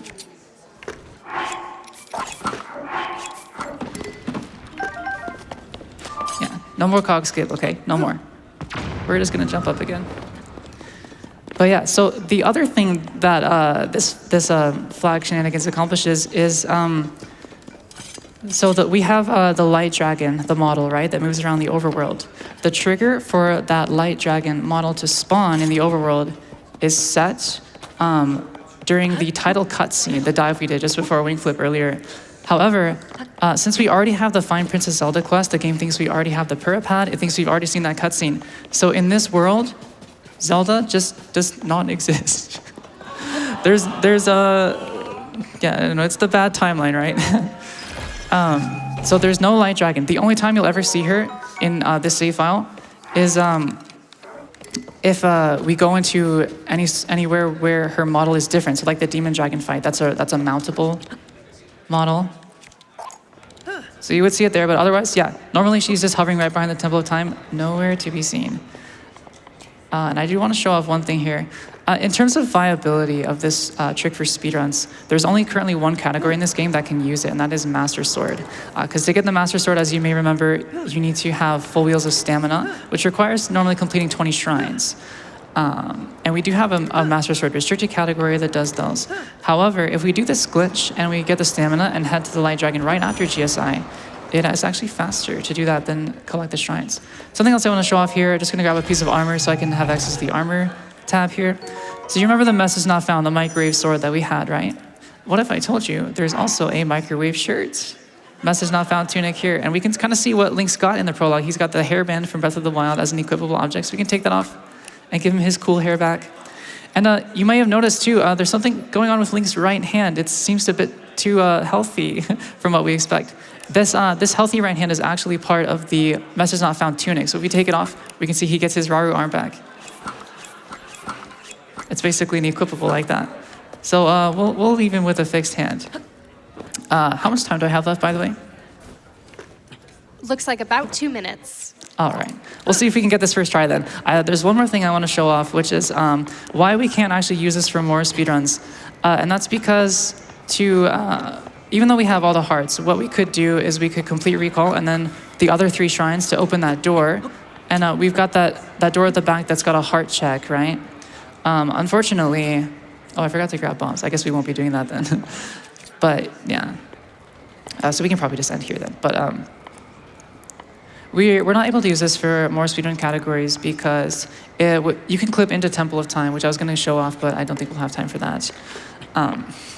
The door at the back is not able to be interacted with until you interact with this. They really made the progression checks quite strong here. So what we do in the Master Sword speedrun is we come back to TOT, and then we complete all 3 shrines, and then head out. We don't need to get the heart container, and we don't actually need to be recall. But yeah, this puts the game state in the game world in a really weird state where no map, no recall, and no Zelda. But hey, at least we're free from that intro, right? At what cost? But yeah, that'll be all from me. Again, thank you all so much. I really appreciate you guys having me on. It's been an absolute honor to be here on GDQ stage with Pippy, production team, Couch, everybody. Just a couple last shout outs I want to do. I want to shout out to the Frame Fatales community, a really awesome organization run by GDQ for women speedrunners. We're having a big marathon in a couple months, so please tune in for that as well and donate to that as well. It's going to a great cause. And that's about all from us. Anything else from Couch? All right, well, I have been Cloud. This has been Tears of the Kingdom All Dungeons, and thank you all so much for watching.